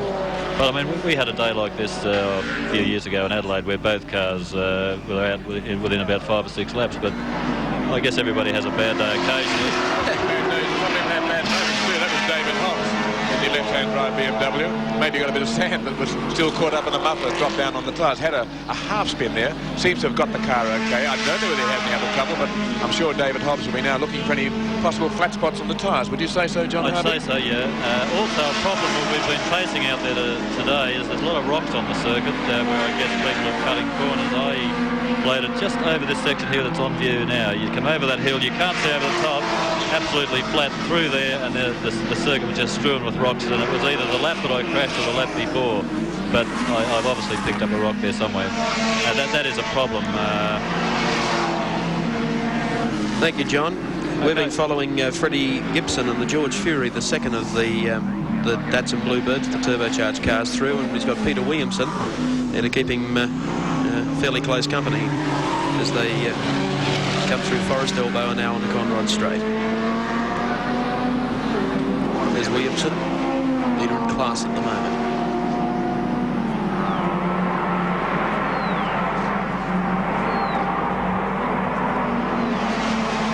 Evan Green, I think, will have an update for us and exactly the problem with the Japanese drivers in the second team car. Take it away, Evan. Thank you. Yes, Hosseini has a flat battery. The battery has gone kaput. And now he's got a long run back to the car, I would think. And he'll want to be a pretty fit driver. He may, in fact, have to come into the pits after having changed the battery, but it is nothing more than a flat battery which has stopped the teammate of this car number 56, the Hosseini, all-Japanese Nissan entry of the turbocharged Bluebird. Won the race here in 1967, is really enjoying his drive in the turbocharged Bluebird. He stepped down a size. And one of the strange things Mike Raymond did is we've got a husband and wife team in the race, but running against each other as rivals, because Christine is running in car 20 with Joe Moore, the King George's Tavern Falcon. She's in the big car class, and Fred's in the small car class, which should make women across Australia stand up and cheer. But that's the husband we're watching in a moment, which might deflate their feelings a little bit. Freddie Gibson pulling away slightly from the Peter Williamson Toyota, as he should. The 1.8-litre Bluebird is turbocharged. And bear in mind that in Formula 1 racing, a turbocharger automatically doubles the rated capacity of the engine. So if you follow the Formula 1 principles, the 1.8 litres there is equal to 3.6 litres, which puts it up above the BMW in size. So it's a pretty quick car potential, very powerful, very complex. Fuel injection, cross flow heads, twin ignition. This has sold many tens of thousands of these around the world. These are the first two we've seen in Australia, and they're fairly highly developed racing versions of the Bluebird Turbo, but undoubtedly we're going to see many more turbocharged cars in action in the future. The Turbo, of course, is just a system of supercharging in which the car's own exhaust gases are used to drive a fan to compress air, to pump air into the engine, so it's force-fed, forcing a greater mixture of air and fuel into the car, which gives it more potential energy, and it makes it go faster, more powerful. Back to you again, Mike Raymond. Thank you very much, Evan Green. I think we might take a look now at the IBM four-cylinder readout with Gary Wilkinson. Well, there it is, Peter Williamson in 77 Celica, the leader in this class at the present time. 56 with the asterisk is a question mark. That was the class leader up until a couple of laps ago, until they expired on Mountain Straight. Hassimi and Hoshino, the drivers there. The Alfetta going remarkably well, car 50 of Leggett and McDonald holding down third place in that class on the readout. Then the first of the Geminis, car 60, Jim Fanico, his co-driver, circulating a couple of laps down on Willow, though, about 5 laps behind the leader in the class. And then we have the Corolla of Surplus and Clark, the Escort of Kachi and Farah, and the Lancer of Stevens and Radke. Okay, as we could see there, Bob Morris coming into the pits, and I think we've had a driver change there, and in fact John Fitzpatrick has taken over the driving chores for the next stanza. Evan Green is in position. I'm sure he'll have Bob Morris along to tell us how that brand spanking new Ford is running. It appears to be running sweetly, going up over and down the mountain. They're looking pretty good too in the outright, Bob Morris and John Fitzpatrick, and it was a very, very quick pit stop as well. Quite a number of cars in the pits, but let's take a recap now of the race and what has happened so far today. Well, of course, there were the problems with Kevin Bartlett, who led the race for the opening laps of the event, came into contact with one of the recar entries, stormed back into the pit area after glancing off the wall as he put up in the top corner. They all tried to repair the vehicle. It took an awful long time for them to do it. In the meantime, Bartlett, of course, was very, very hot and under the collar. Went up to chip the recar team, found out who was driving the car, and the fella could handle himself, and then left. Okay, there were cars parked all over the mountain in the early stages. Then, of course, we joined the team of Peter Williamson, the Toyota, and almost under a truck that was going to pick that vehicle up. Williamson has now gone on to lead his class. Disaster struck for John Harvey.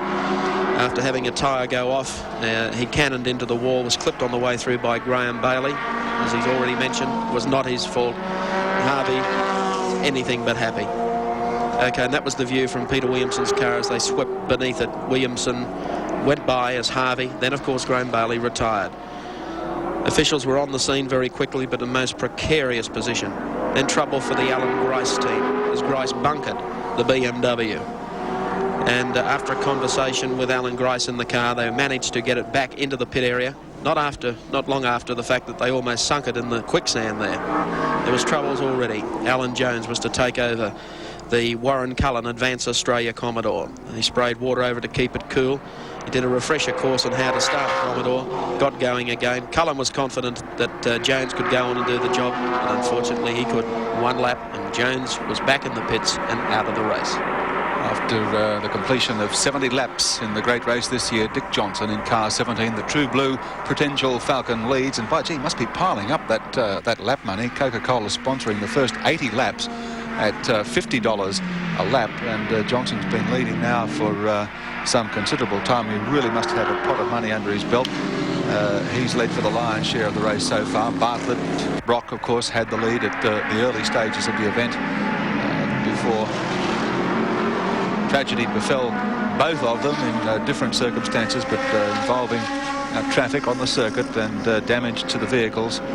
Brock's been in and out 3 times in 0.5 and is very far down, 19 laps in fact behind the pace of Dick Johnson at the present time. Kevin Bartlett was in the pits for 20 minutes. He's now 10 laps down. Dick Johnson's got $2,550 up in lap money, having led for 51 laps and 70 laps that he completed. Well, he's doing well in the dollars. He did well in the dollars last year and didn't finish the race, but this year he's up front and leading it. We'll see how long for, whether it's all the way to the checker, when we return to the great race, the James Hardie 1000 from Mount Panorama at Bathurst.